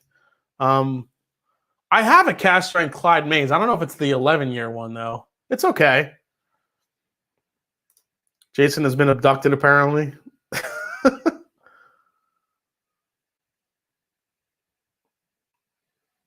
Let's see here. Fall damage high. Yeah, maybe. Hey, Whiskey Mysteries in the house. What's up, guys? Phil and Deepa, thanks for coming in. Let's see. Jason is such a good sport. I know, I try. I like how we ate our dessert pie first and then eat our Chinese. Yeah, kind of. You had this big desserty sherry, and now we're eating kind of this Chinese food vibe. Now, I don't know if this could be like a mind thing where you hear brown rice, you think Chinese food. So maybe that plays into it somewhat. But I will say, if I'm just going off of straight, if I'm leaving the Chinese food analogies out of it, I do think on the nose, it's very sweet and very floral. There's a very nice floral quality to it. On the palate, you get a really big burst of like tang and sour. I'm still going to stick to like this rice wine vinegar vibe I'm getting on it, but definitely mixed with caramel, vanilla, some of the Jim Beam peanut, and then on the finish, a ton of citrus, a lot of orange that comes through, like candied orange, a little bit of cinnamon too on the back end. It's very, very unique. I would say if you have the budget and you want to try something very different and you're a fan of the little books, definitely grab it. But if my tasting notes have kind of been like, put a big question mark over your head, this one probably falls in the category of little book 2 for me, for most people, saying it's kind of a try before you buy.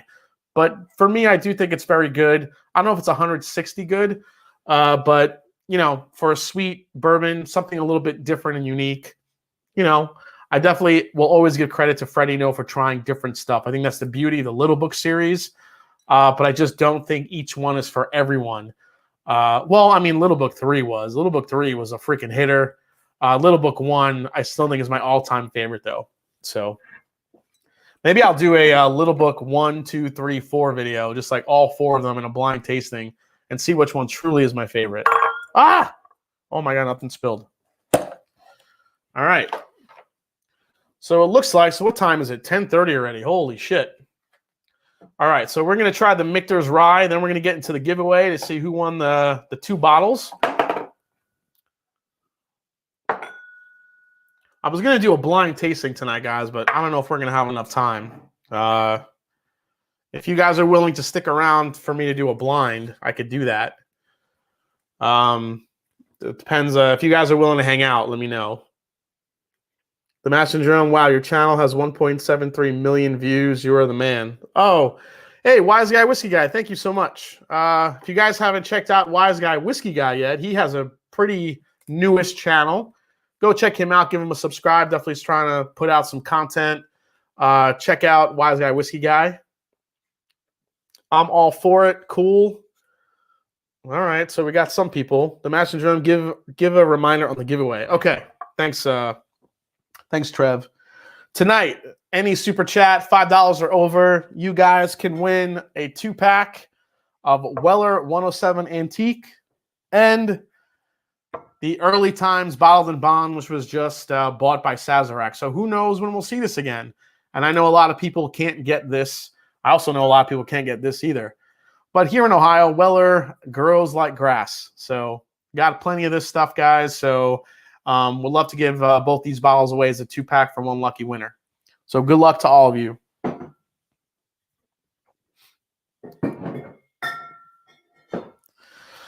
All right, let's get into the Michters here. So I've only had this at the distillery, and I do remember being a fan. So I will say that I will be doing a full review on the Michter's 10-year single barrel for 2020 and this one as well. Just to be transparent with you, Michter's did send me both of these bottles to give an honest review. So thank you, Michters, for sending these over. Yes, $4.99 is enough, Andrew. You're in, buddy. Can't wait till that Michter's is available in Virginia. Thank you so much, Ian. Trev allows it. Okay. So the Michter's 10-year rye, obviously we have a single barrel 10-year rye. This is only 92.8 proof. So 92.8 proof. Michter's is known for going in the barrel at 104 proof, which is the lowest, I think, in the industry right now.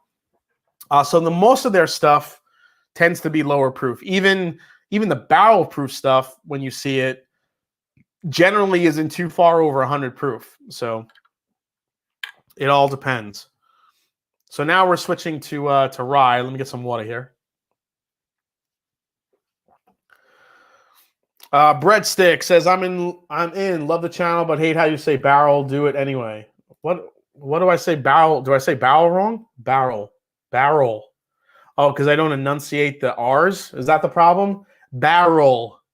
Barrel. Bowel. Barrel. I'm sorry. Barrel. I have to abandon my accent and talk like a, like someone that's not from New York. Have you tried the old Ezra 7? Yes, so good. Yeah, Matt Bowen, totally. I think it's that's one of those really great, very greatly priced, actually, barrel proof bourbons. There you go, barrel. Send me those bottles, says Jason Lamp. Okay, man, you're in. There you go. At least he doesn't say barrel. You should hear him say Fuggy your mother. Yeah, Fuggy your mother. Fuggy your mother. All right.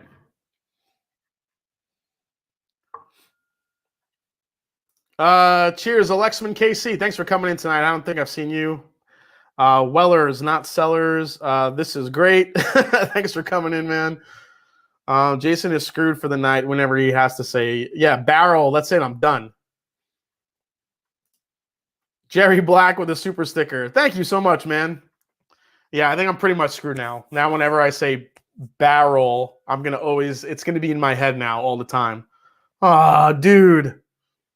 Oh, I see the super sticker on there. There you go. Wrecked. I like that. It's like me trying to say rural. Yeah, that's a tough one. All right, so this is the Michter's 10-year. Yeah, just again, I think I've had this in the distillery, so let's get it on the nose here. So this is a really nice Kentucky rye on the nose.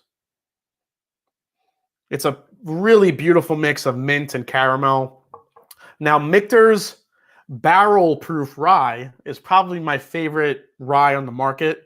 Very close second to Pikesville there, but that Michter's barrel-proof rye is amazing.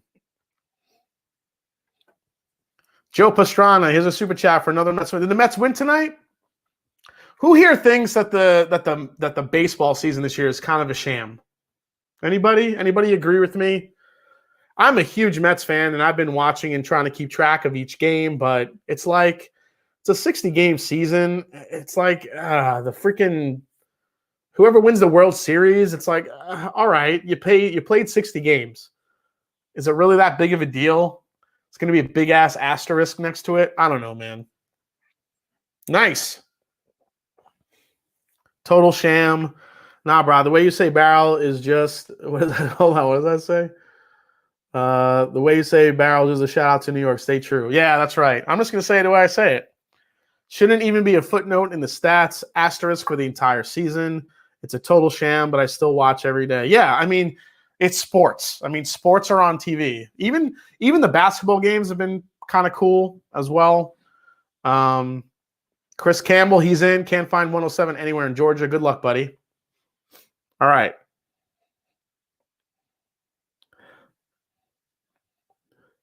This is caramel, mint, and chocolate. Actually, I'm getting on the nose here. I'm getting a really beautiful mix of orange and cherry on the nose. On the nose, this is actually pretty stellar. Man, vanilla extract is coming through as this opens up a little bit. Holy shit. Mint.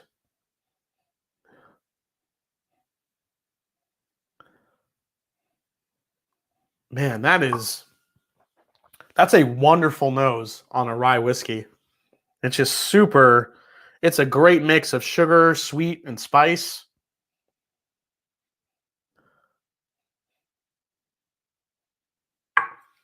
Here we go. The only way to fix this is avoid barrel strength and single barrel offerings forever. Exactly. Oh, yeah, the NHL playoffs are on. That's amazing. NHL playoffs is the best, I think, the best sports to watch ever. I love the NHL.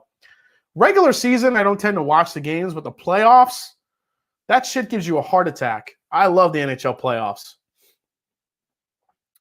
Yankees taking home number 28, and it will count. Troy Christian. Oh, God. Oh, fucking Yankee fans. I hate Yankee fans. Sorry, man. I love you, though, Troy. I love you, man. I can't stand the Yankees. I grew up with the Yankees my whole life, and them just always being on top in New York, and I can't stand it. You have to feel my pain being a Mets fan. So, sorry, man. NBA playoffs, Lakers getting knocked out of first round. You heard it here first. There you go, Nick. All of 2020, guess the asterisk. Yeah, exactly. All of 2020. I saw an amazing meme that somebody posted in my Discord today. Or was it? I think it was my Discord. It was a kid going down a slide, but the slide was a cheese grater. And it just basically said, this is how 2020 feels. I thought it was amazing. Go Tampa Bay Lightning. Oh, and Yankees suck. Oh, thanks, Mike. Tigers all the way. Go Raptors. Man, everyone's coming out with their sports teams. I love it. All right, let's go for a sip of the Michter's 10, guys.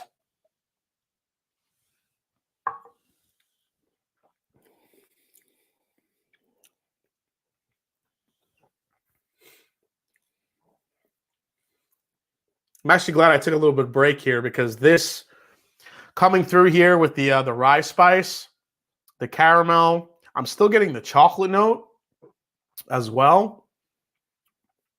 Not a dark chocolate, more of a milk chocolate. So it's a little bit lighter. It's not like the dark bitter chocolate. This is a light chocolate, like a nice Hershey's milk chocolate bar.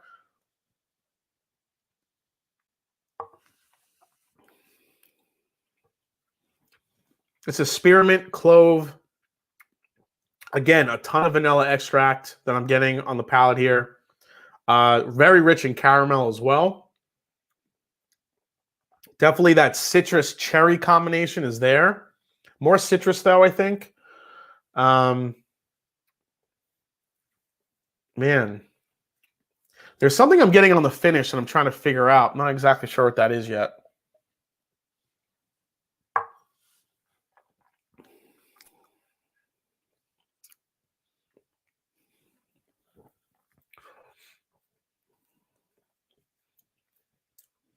It's almost like, maybe it's not, I don't want to say peppermint. It's not really peppermint. I think it's just more like mint spearmint. Very citrusy. It's like a toasted, like a brown sugar type note I'm getting on the very, very back end. The finish is actually surprisingly long for only a rye that's 92.8 proof. But I think that's the rye spice hanging around.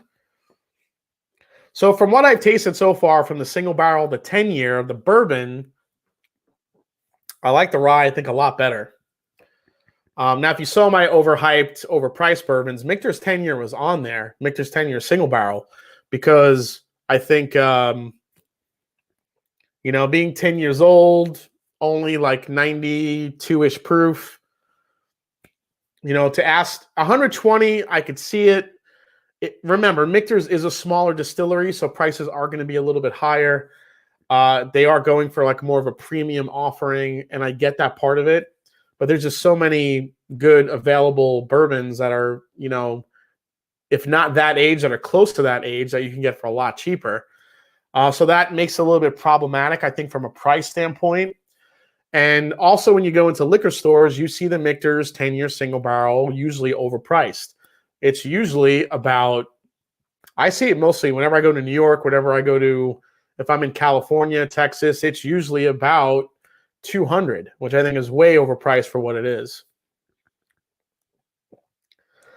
Let's see. Hey, Jason, enjoying the show. Thanks. Ernie Brubaker. Thanks so much, man. I'm glad you were enjoying it. We still have 305 hanging out watching. This is awesome. Hey, Jason, what do you think of the JD barrel strength? It's an immediate buy. I got myself a JD barrel strength right here, but it's a pick. It's got the fancy little thing on it. That's freaking, it's awesome. These are ridiculously good. I love them. Still one of the best kept secrets on the shelf. Shh. Steve G comes in with a $10 super chat. It says, Jason, if you ever did a barrel pick, how many barrels would you try to tell one barrel from another barrel? And would you share that barrel with a friend who enjoys single barrels?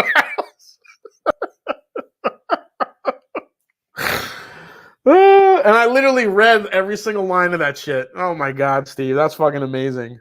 That's the comment of the night. Ding, ding. Goes to Steve G. Lewis. That was fucking awesome. Lewis Hill Jason. Kentucky Owl Rye or Wild Turkey Cornerstone. Kentucky Owl Rye Batch 1 to be specific. Oh, Kentucky Owl Batch 1, hands down. I'm a huge fan of that Cornerstone, but that Batch 1 Kentucky Owl Rye, hell yeah. All day. All day on that one. That was amazing. M10 Rye is more expensive and harder to find than the M10 Bourbon. Yeah, I think so. I would agree with that. Make it sit a tough Steven and Watt. Glad it's really short. Okay, the Mashing Drums. Fuga Yamada. Exactly. Fuga Yamada, Steve. That was amazing. Fuga Yamada.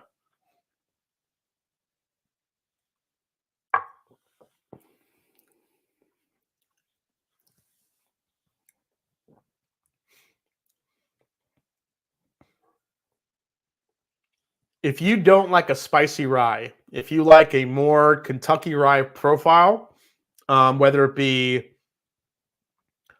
a little bit on the sweeter side, I think this rye is for a very select group of rye whiskey drinkers.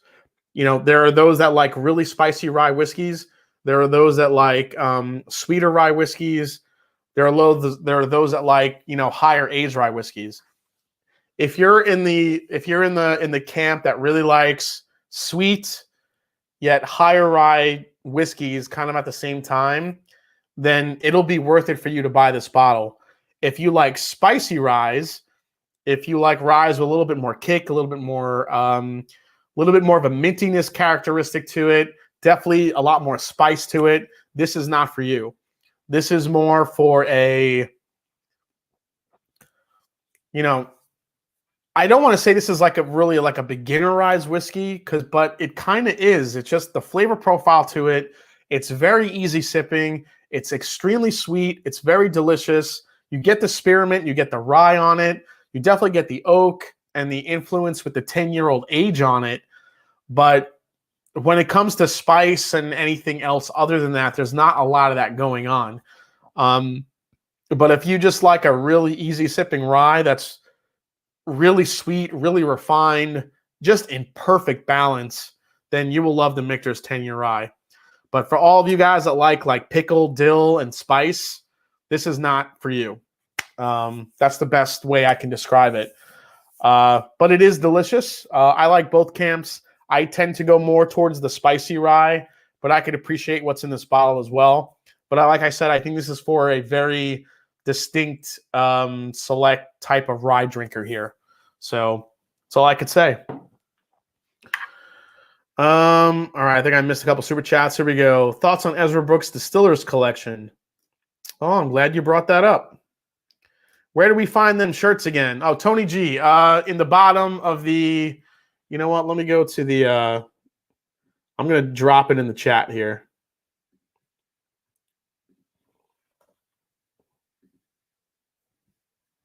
Here's the link in the chat. There you go. If you guys want to shop.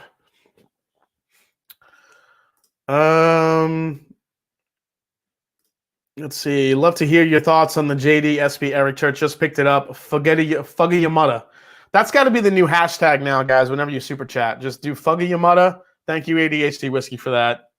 Fugga Yamada. I love it. So I have those actually, guys, and I want to thank.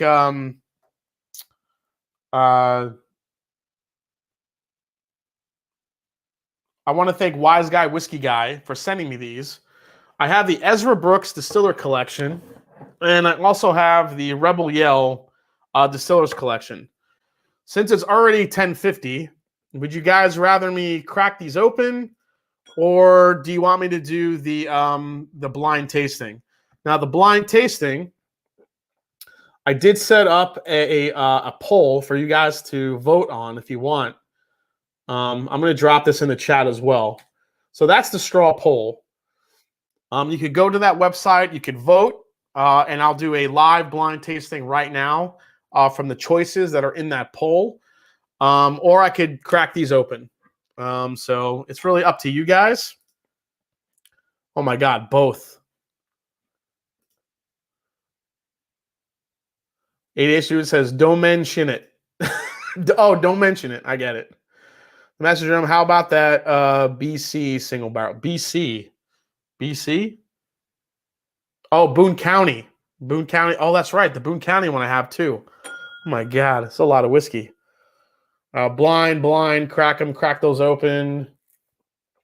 Crack them. Do I have any freaking glasses left? Holy shit. Let me see here. That's a new glass. I have to save that for the blind tasting. That's the rye.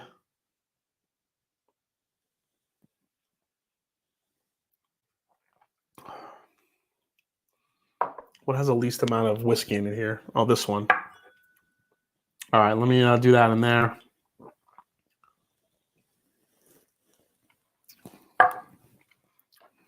Smell more glasses. Blind. Of the bottles you taste tonight, which would you purchase again? Definitely the Sam Houston. Sam Houston, I would definitely purchase again. I would definitely want to keep tasting the Fry Ranch stuff as more stuff comes out. That one's definitely there. Little Book. I don't know if I'd buy more than one of those. No, probably not.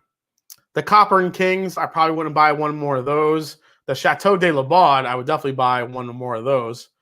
The Michter Straight Rye, I wouldn't buy this every year, but I think if I could get one, every now and then, I probably would pick this up every now and again because I think it is really good. So that would be kind of my take. Thanks so much for that, buddy. Good night, Brent.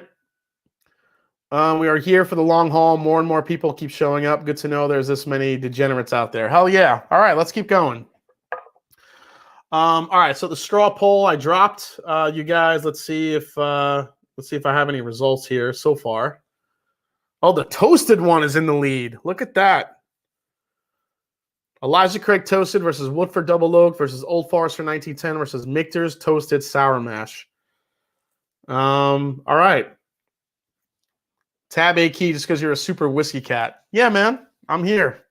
I'm here to entertain. All right, let's get a quick take on these. Again, Wise Guy, Whiskey Guy. You guys go check out his channel. He sent me these. These are very reasonable, guys. These are only about 30. I think he said these are what, 30-something dollars for these? America. This is a Rebel Yell Rebel Distillers collection. So these were announced at the beginning of the year that Luxaro is going to start doing barrel picks of Rebel Yell and also Ezra Brooks. So this comes in at 56.5%, 113 proof. Lordy Lord. The Ezra Brooks is 107 proof. Actually, really cool bottles too, guys. If you want to see the label there. It's got the Ezra Brooks Distillers collection. And then this is the Rebel Distillers collection. You guys could check that out. Really cool bottle design. I mean, I really love what Luxaro is doing. I think they're actually putting out just amazing stuff. I think John Rempe, the master blender there, is doing just amazing stuff with the Blood Oath line. When it comes to not only Blood Oath, but also what they did with the Davies County lineup, which I reviewed in one of my last lives. All right, so let's kind of position these here, and let's try these here.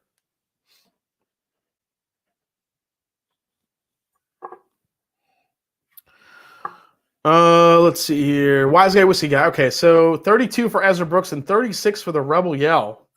Wow, that's a good deal. Barrel filled 11 to 15. So you would think these are that's about 5 years old in the Rebel. Barrel filled 9/3/15. Again, about 5 years old for the Ezra. So here we go.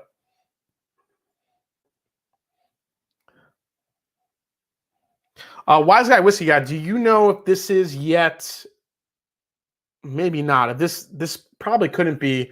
This couldn't be Lux Row's own stuff yet, right? Because it smells like Heaven Hill, and Lux Row sources from Heaven Hill all the time, so it definitely smells Heaven Hillish. Peanut, Cracker Jacks, a little bit of chocolate, tiniest hint of fruit, like a raspberry, a little bit of a dark fruit there. Let's try it.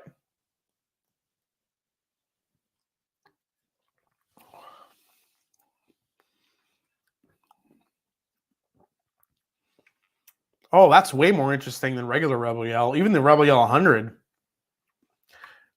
It just, I think the chocolate note, it has another layer of flavor on top of it.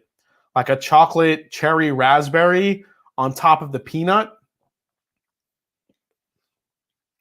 A little bit of corn.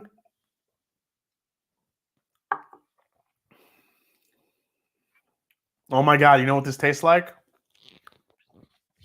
Have any of you ever had like a raspberry toaster strudel from Pillsbury?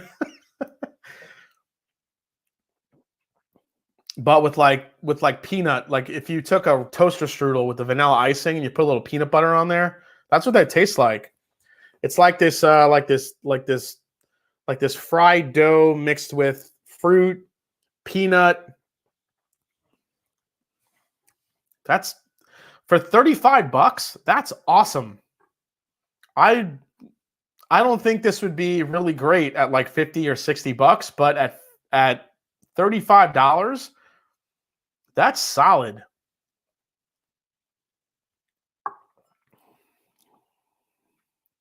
Yeah, it's just a little bit more interesting than the Rebel Yells, the regular Rebel Yells, and especially the 100. It's a little bit of a higher proof. It actually tastes a little bit like a man. It's almost like a mix of like Henry McKenna and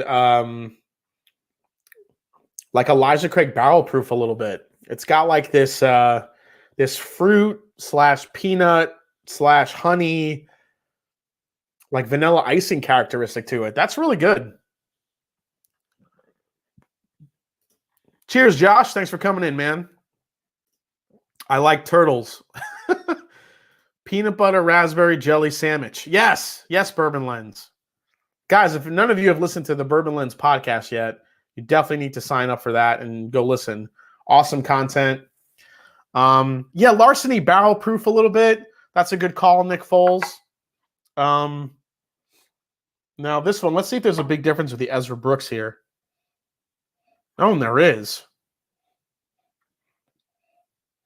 The Ezra Brooks is less peanutty and more vanilla.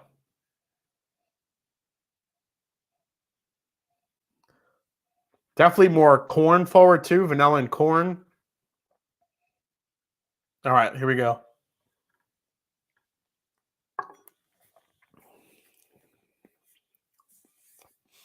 That's nice. A high proof Ezra Brooks.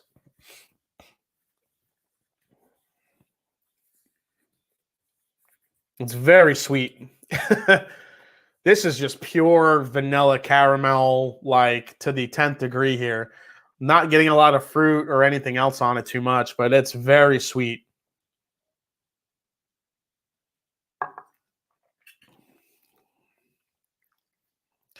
This is fresh cornbread with vanilla icing on top. That's what that tastes like. I love cornbread.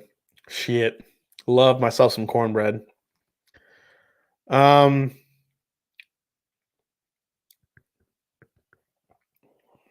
With a black jelly bean finish. I don't know. I'm very sensitive to black licorice. I don't feel like I'm getting that on here.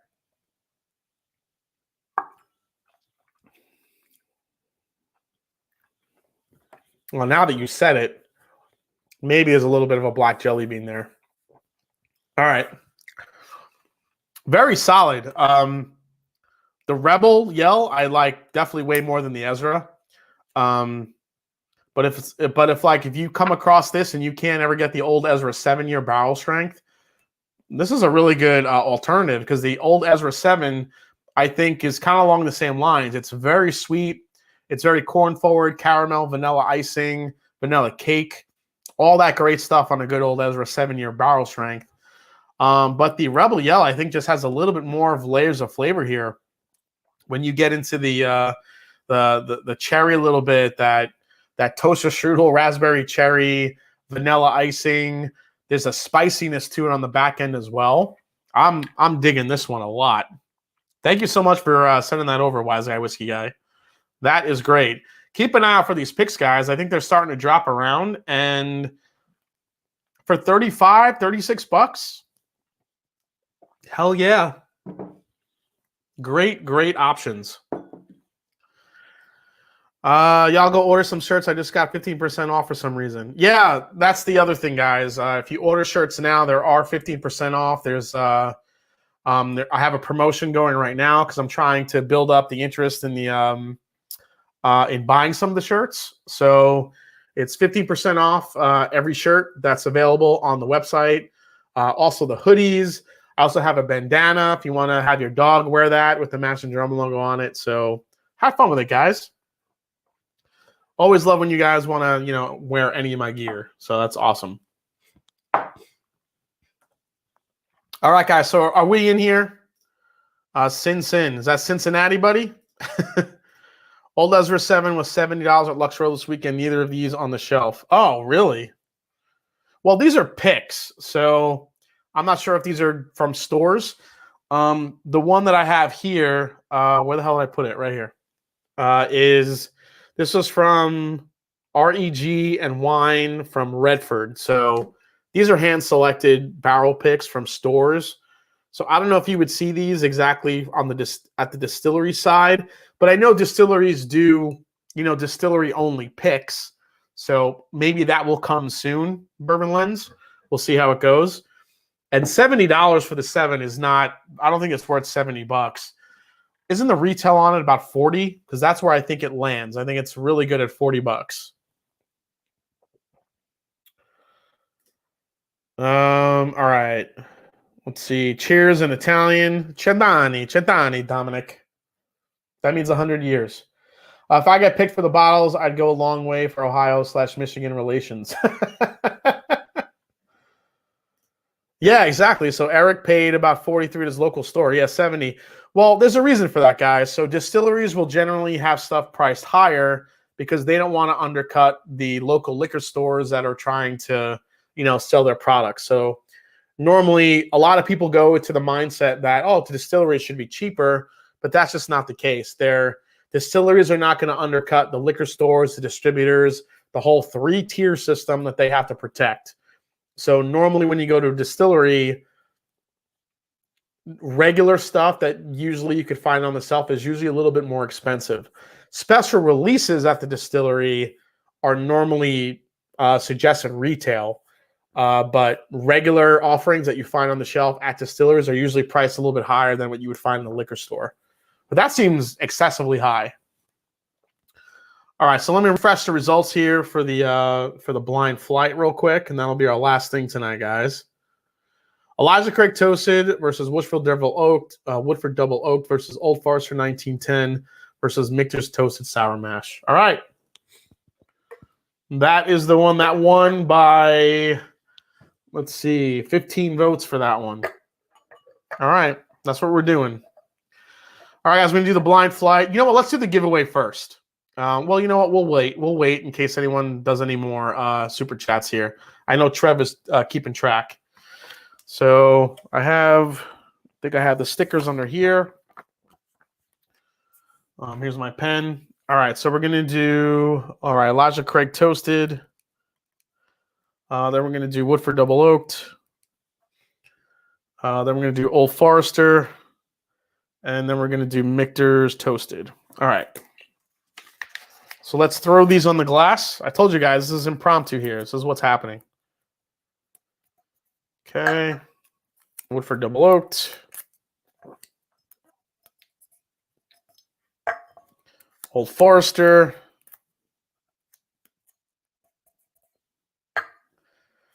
And let me make that a little bit smaller. And then we got the Michter's Toasted. All right, so I have the Michter's toasted right here. America. Let's pour that in there. This is the Michter's toasted sour mash. Only 86 proof. I really wish this was a higher proof when it had first come out. Elijah Craig toasted, which is right here. I think that was the first one. A lot of people were asking me how this tasted when it opened up. I did a pretty... I liked it on the review. When I did the review, I love the nose on this thing is incredible, but it just didn't match up on the palate for me. Cheers, Archie. Thanks for coming in, man. First time here and love it. Thank you, Swanee. Appreciate it. He still has to go back. What does that say? He still has to go back to Bardstown CDL. I don't know what CDL is. All right, guys. I'm going to go grab the Woodford Double Oaked and the 1910 real quick. Oh, making a lot of noise. Here I go.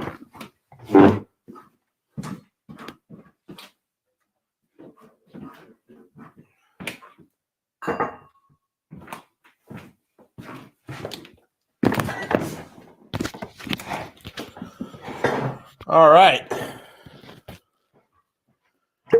God, how much whiskey have I drank tonight? This is fucking awesome. I got to say, I'm actually not feeling, I'm not feeling too tipsy or anything. Hopefully I won't fall later. Like I said, I am a professional. Don't try this at home, folks. All right. And the Woodford.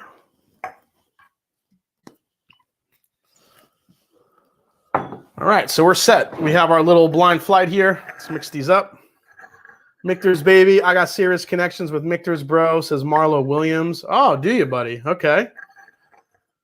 New fall video tonight. A good old Jason Fall on live would be epic. The Liver Transplant Society is on call. Jason Falls. I was wondering if you were a little shook there getting up. We need to see all the whiskey. A video with the tour would be cool to see. Yeah, tour of the whiskey room. I could probably do that soon. I've been kind of purging some bottles lately because I just have a lot of bottles that I've opened that have been open for a while. Stuff that I wasn't too crazy about that I didn't drink. All right, gonna mix these around here. All right, I'll try to go through this blind flight pretty quick, guys, and just see what comes out on top here. Let me grab my notes so I can just keep track what I like better. Scary Peter says, I'm charging myself a $4.99 fine for being so late to the stream. Cheers, Jason. Everybody else, too. Thanks for coming in, Scary Peter, even late.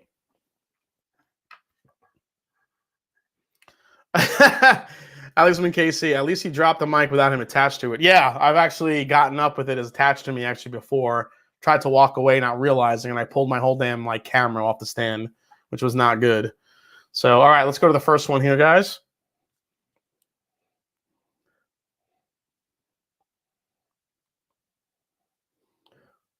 Ooh, marshmallows,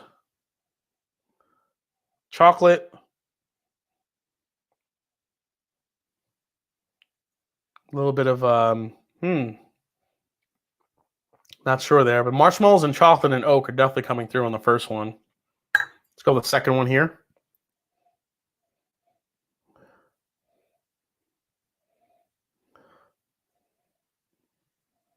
Wow, that one is actually, I'm tasting like there's like smoke coming out of that. Like you could really smell the smokiness from like a charred barrel, like literal like burning wood on the second one.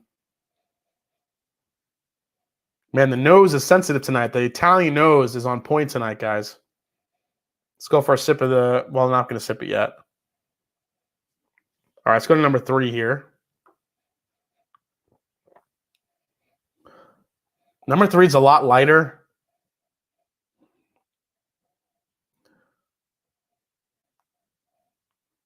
Again, a little bit of a wood smoke there, caramel. Some nice oak spice on this one, actually. Go to number 4.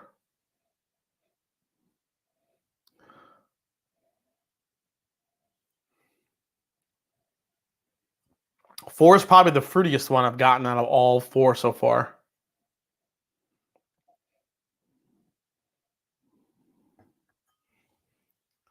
Let's see. Trev Wilson, how is it I haven't even bought a shirt yet? I'm slacking. And if you are saying to yourself, you know what, Trev? I'm slacking too. Buy one here. There you go. You know what, guys? For all the super chats, I like to play. I recorded myself playing some drums here. Trev just kind of reminded me. So I'm going to play one of my super chat drum thank yous. Let's go with this one. Cheers, guys.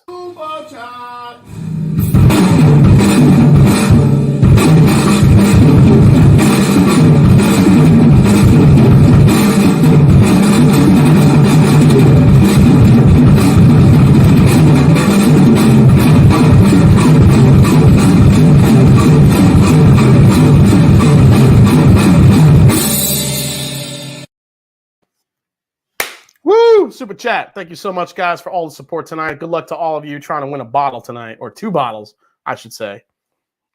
All right, let's try number 1.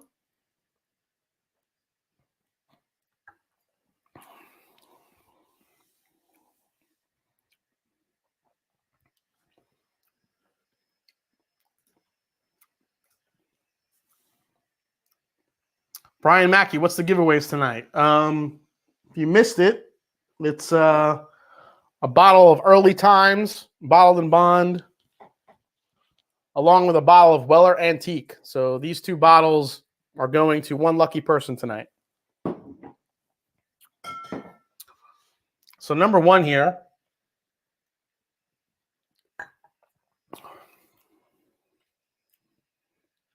Still toasted marshmallow, very sweet.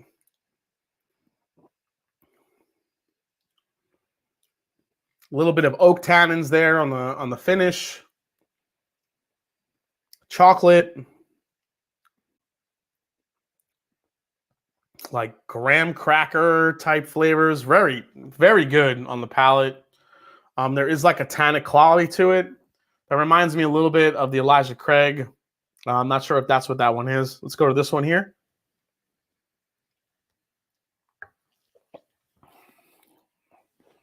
Oh. Shit. I know what that one is. It's chocolate covered mocha banana. When I say those terms, what do you guys think it is? I believe that's the Old Forester 1910. That is chocolate covered banana dipped in espresso. Delicious. All right, let's go to number 3 here.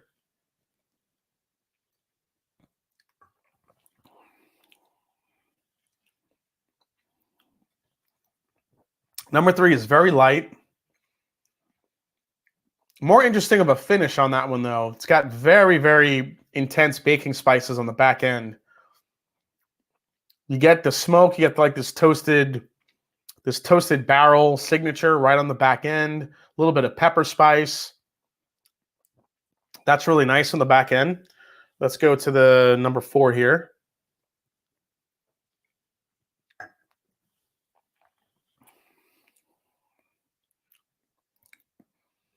Ooh, number 4. That is... Number 4 is like drinking a Snickers bar. Chocolate. I mean, does nougat have a flavor? What the fuck is nougat? Anybody know what nougat is? I'm not sure what nougat actually is, but I feel like nougat is in the glass.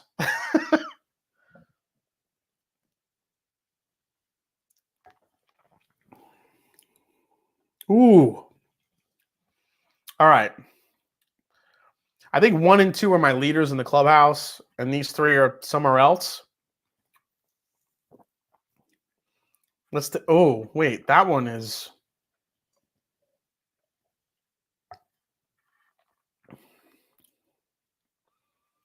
Yeah, that's good. It's super sweet candy. White stuff in a Snickers bar. Yes, exactly. That's what it is. It's white stuff. Get your abacus out.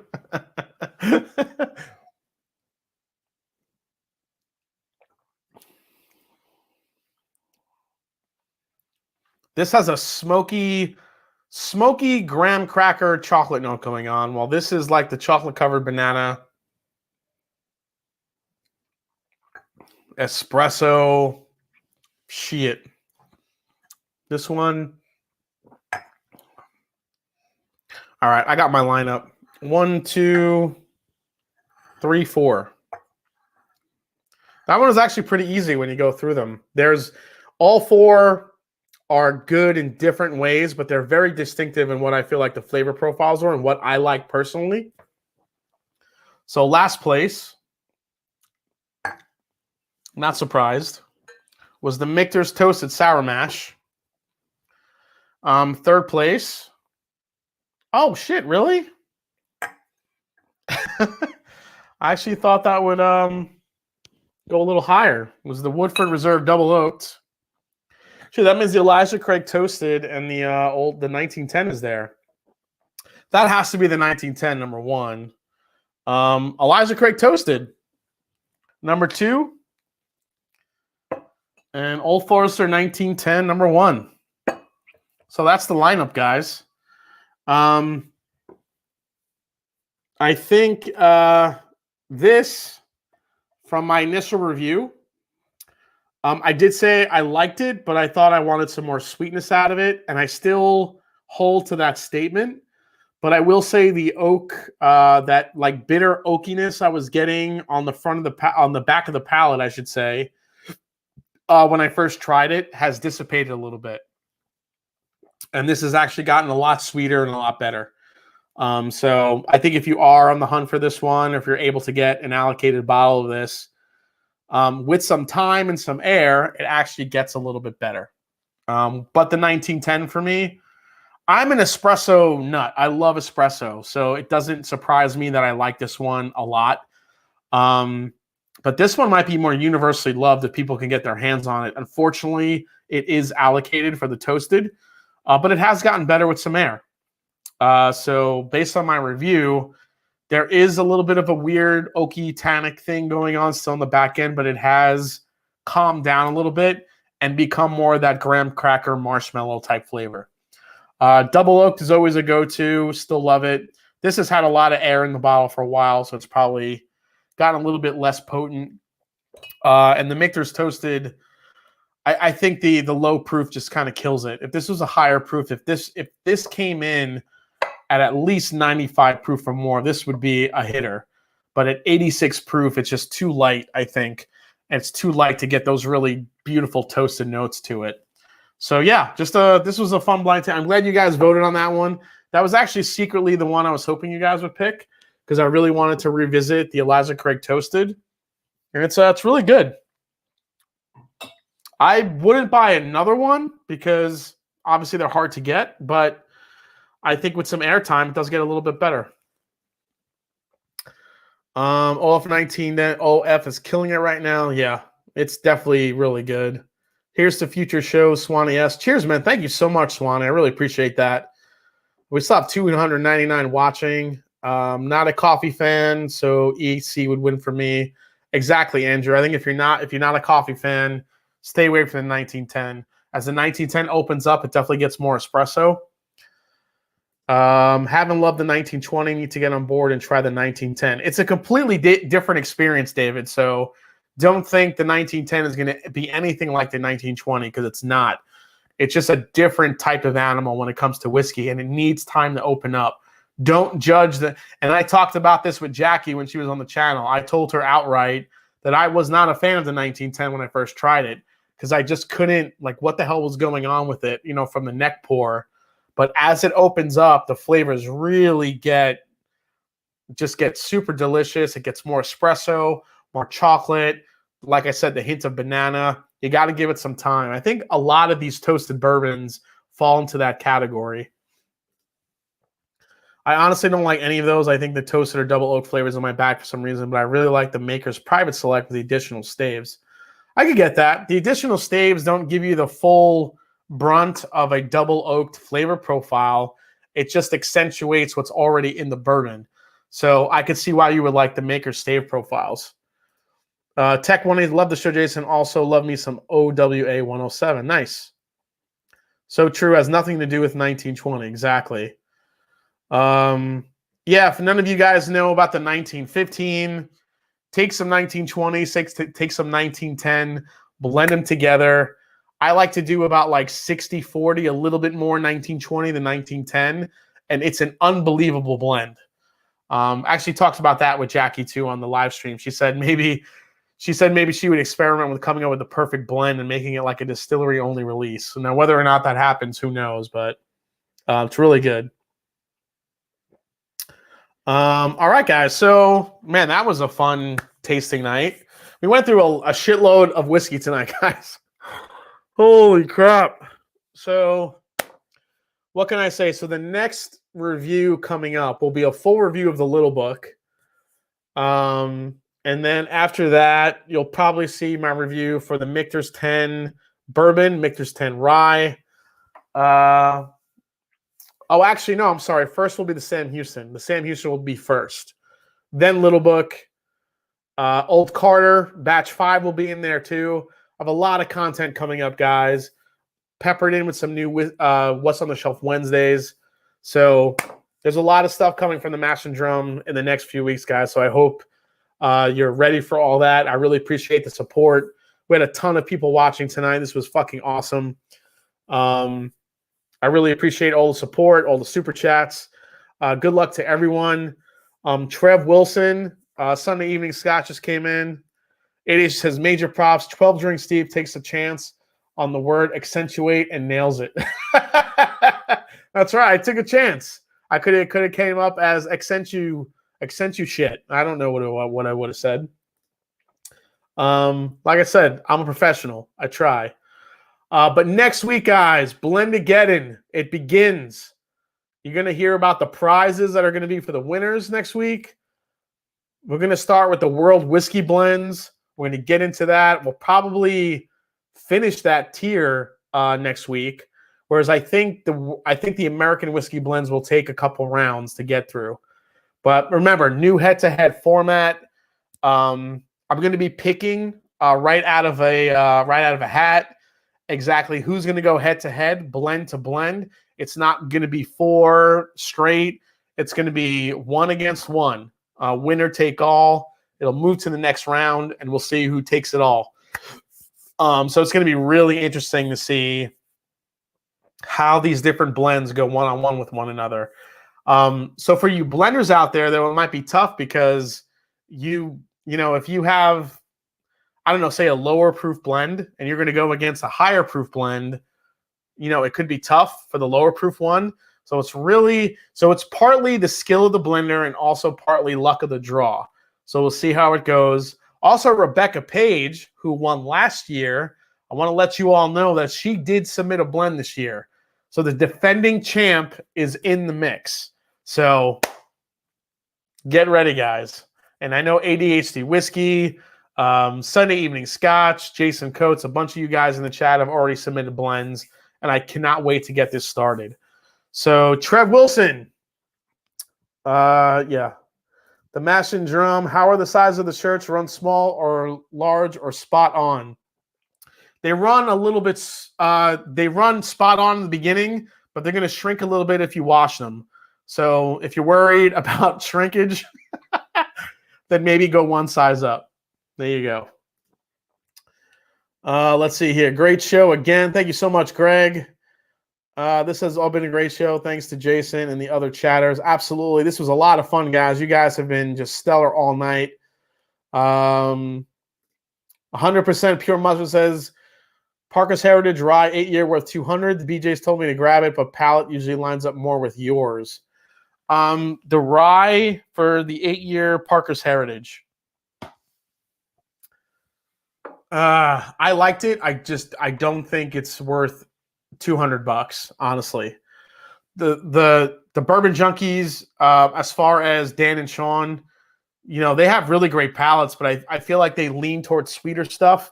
I like more of a balance, and I think the Parker's Heritage leans more towards sweet than the balance and the spice. So if you like sweet and you like intensity, you like that barrel-proof sweetness, then definitely spend. I think you'll love the Parker's Heritage.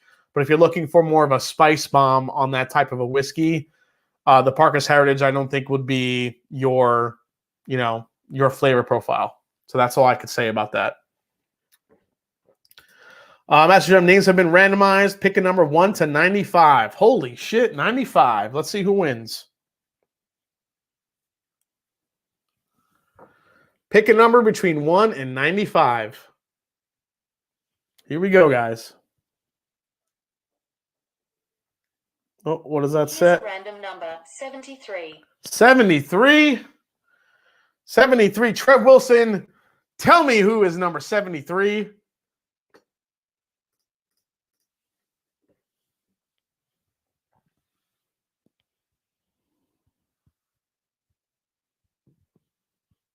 Who do we go? Who do we got? Who's 73? Emily Chambers, Dead Battery Made Me Miss Blind. Emily Chambers, Old Forester 1910 came in first. Eliza Craig Toasted came in second.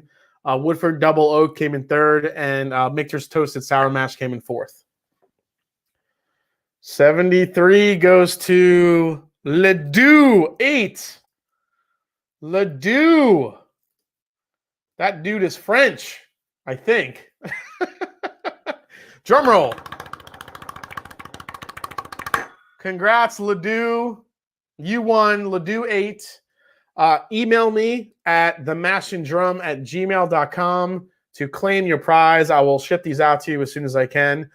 For those of you guys that won the samples for the William Heaven Hill, the 23, not the William Heaven Hill, I'm sorry, the Evan Williams 23-year-old, those have gone out. I was waiting to get some more stuff to ship out to do it all at once. So for you guys that won the Evan Williams 23 samples, either last week or the week before that, you guys should get them any day now. So congrats to Ledoux. ADHD says Ledon't. Wise Irish says, I submitted the winner of Blendageddon in that box I dropped off with the Ezra and the Rebel Yell. Keep it safe. I have your blend, Wise Guy Whiskey Guy. Don't worry. Congratulations, Ledoux. Cheers to all of you that entered. Ledoux is going to get a Weller 107 and also a on the early times bottled and bond. Actually, you know what? I'm feeling generous right now, so don't go away yet. Trevor, let's do one more giveaway. Let's do samples of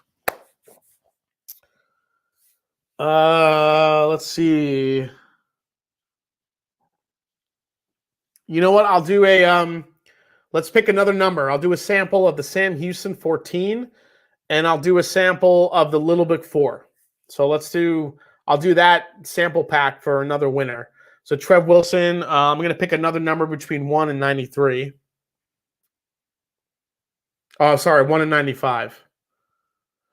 Pick another number between 1 and 95.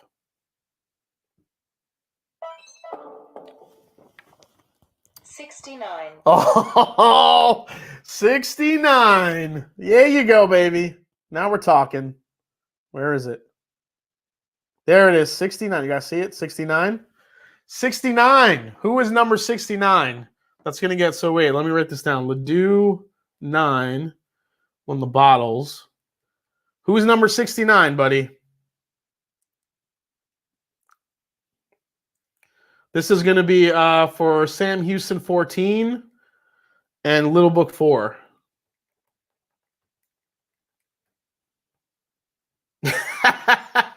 $69er. Yes, of course it's 69. Of course, it had to be. Thanks, Mash Brains. Emily Chambers. Love it. Oh, wait, was it picked and I missed it? Hell yes. Who won? Here we go. 69. Who got it? 69 goes to at Joe Pastrana. Yes. Love Joe. I think he's a fellow stallion like me. Joe Pastrana. Joe Pastrana, you're going to get some Sam Houston and Little Book 4, buddy. Congrats. Congrats to the winners, guys. I appreciate that. That's awesome. Shit, this was a fun night. What can I say, guys? Like I said, if you haven't yet, if you're thinking about becoming a Patreon, please click on the link below. Got some really cool rewards for all my Patreons. Also, if you guys, if you haven't yet, check out the Mash and Drum t-shirt shop. They have a couple of cool options. And if any of you have any ideas for cool shirts, if you guys don't know yet, I am a designer, graphic designer, so I can make shirts on the fly like that. So if you have any cool designs or any cool shirt ideas that you want to see, definitely shoot me a message, email me, Instagram, email, Facebook, whatever you guys want, Twitter, all in there. This was a lot of fun, guys. This was awesome. 2.5 hours. Holy shit. Killer live stream. A lot of whiskey, a lot of great bottles.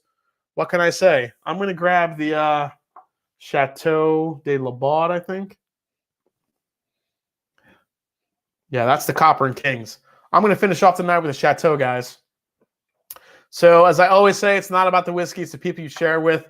Cheers to my moderators. Cheers to everyone in the chat hanging out tonight. Thanks for coming in. This was a fucking awesome show. I am feeling good right now, obviously. So cheers. If you guys know anyone looking for some great whiskey content, definitely tell them to subscribe to the Mash and Drum. Appreciate it. It's not about the whiskey. It's the people you share it with. Cheers. And I will see you next week for the beginning of Blended Geddon. Cheers, guys. Take care.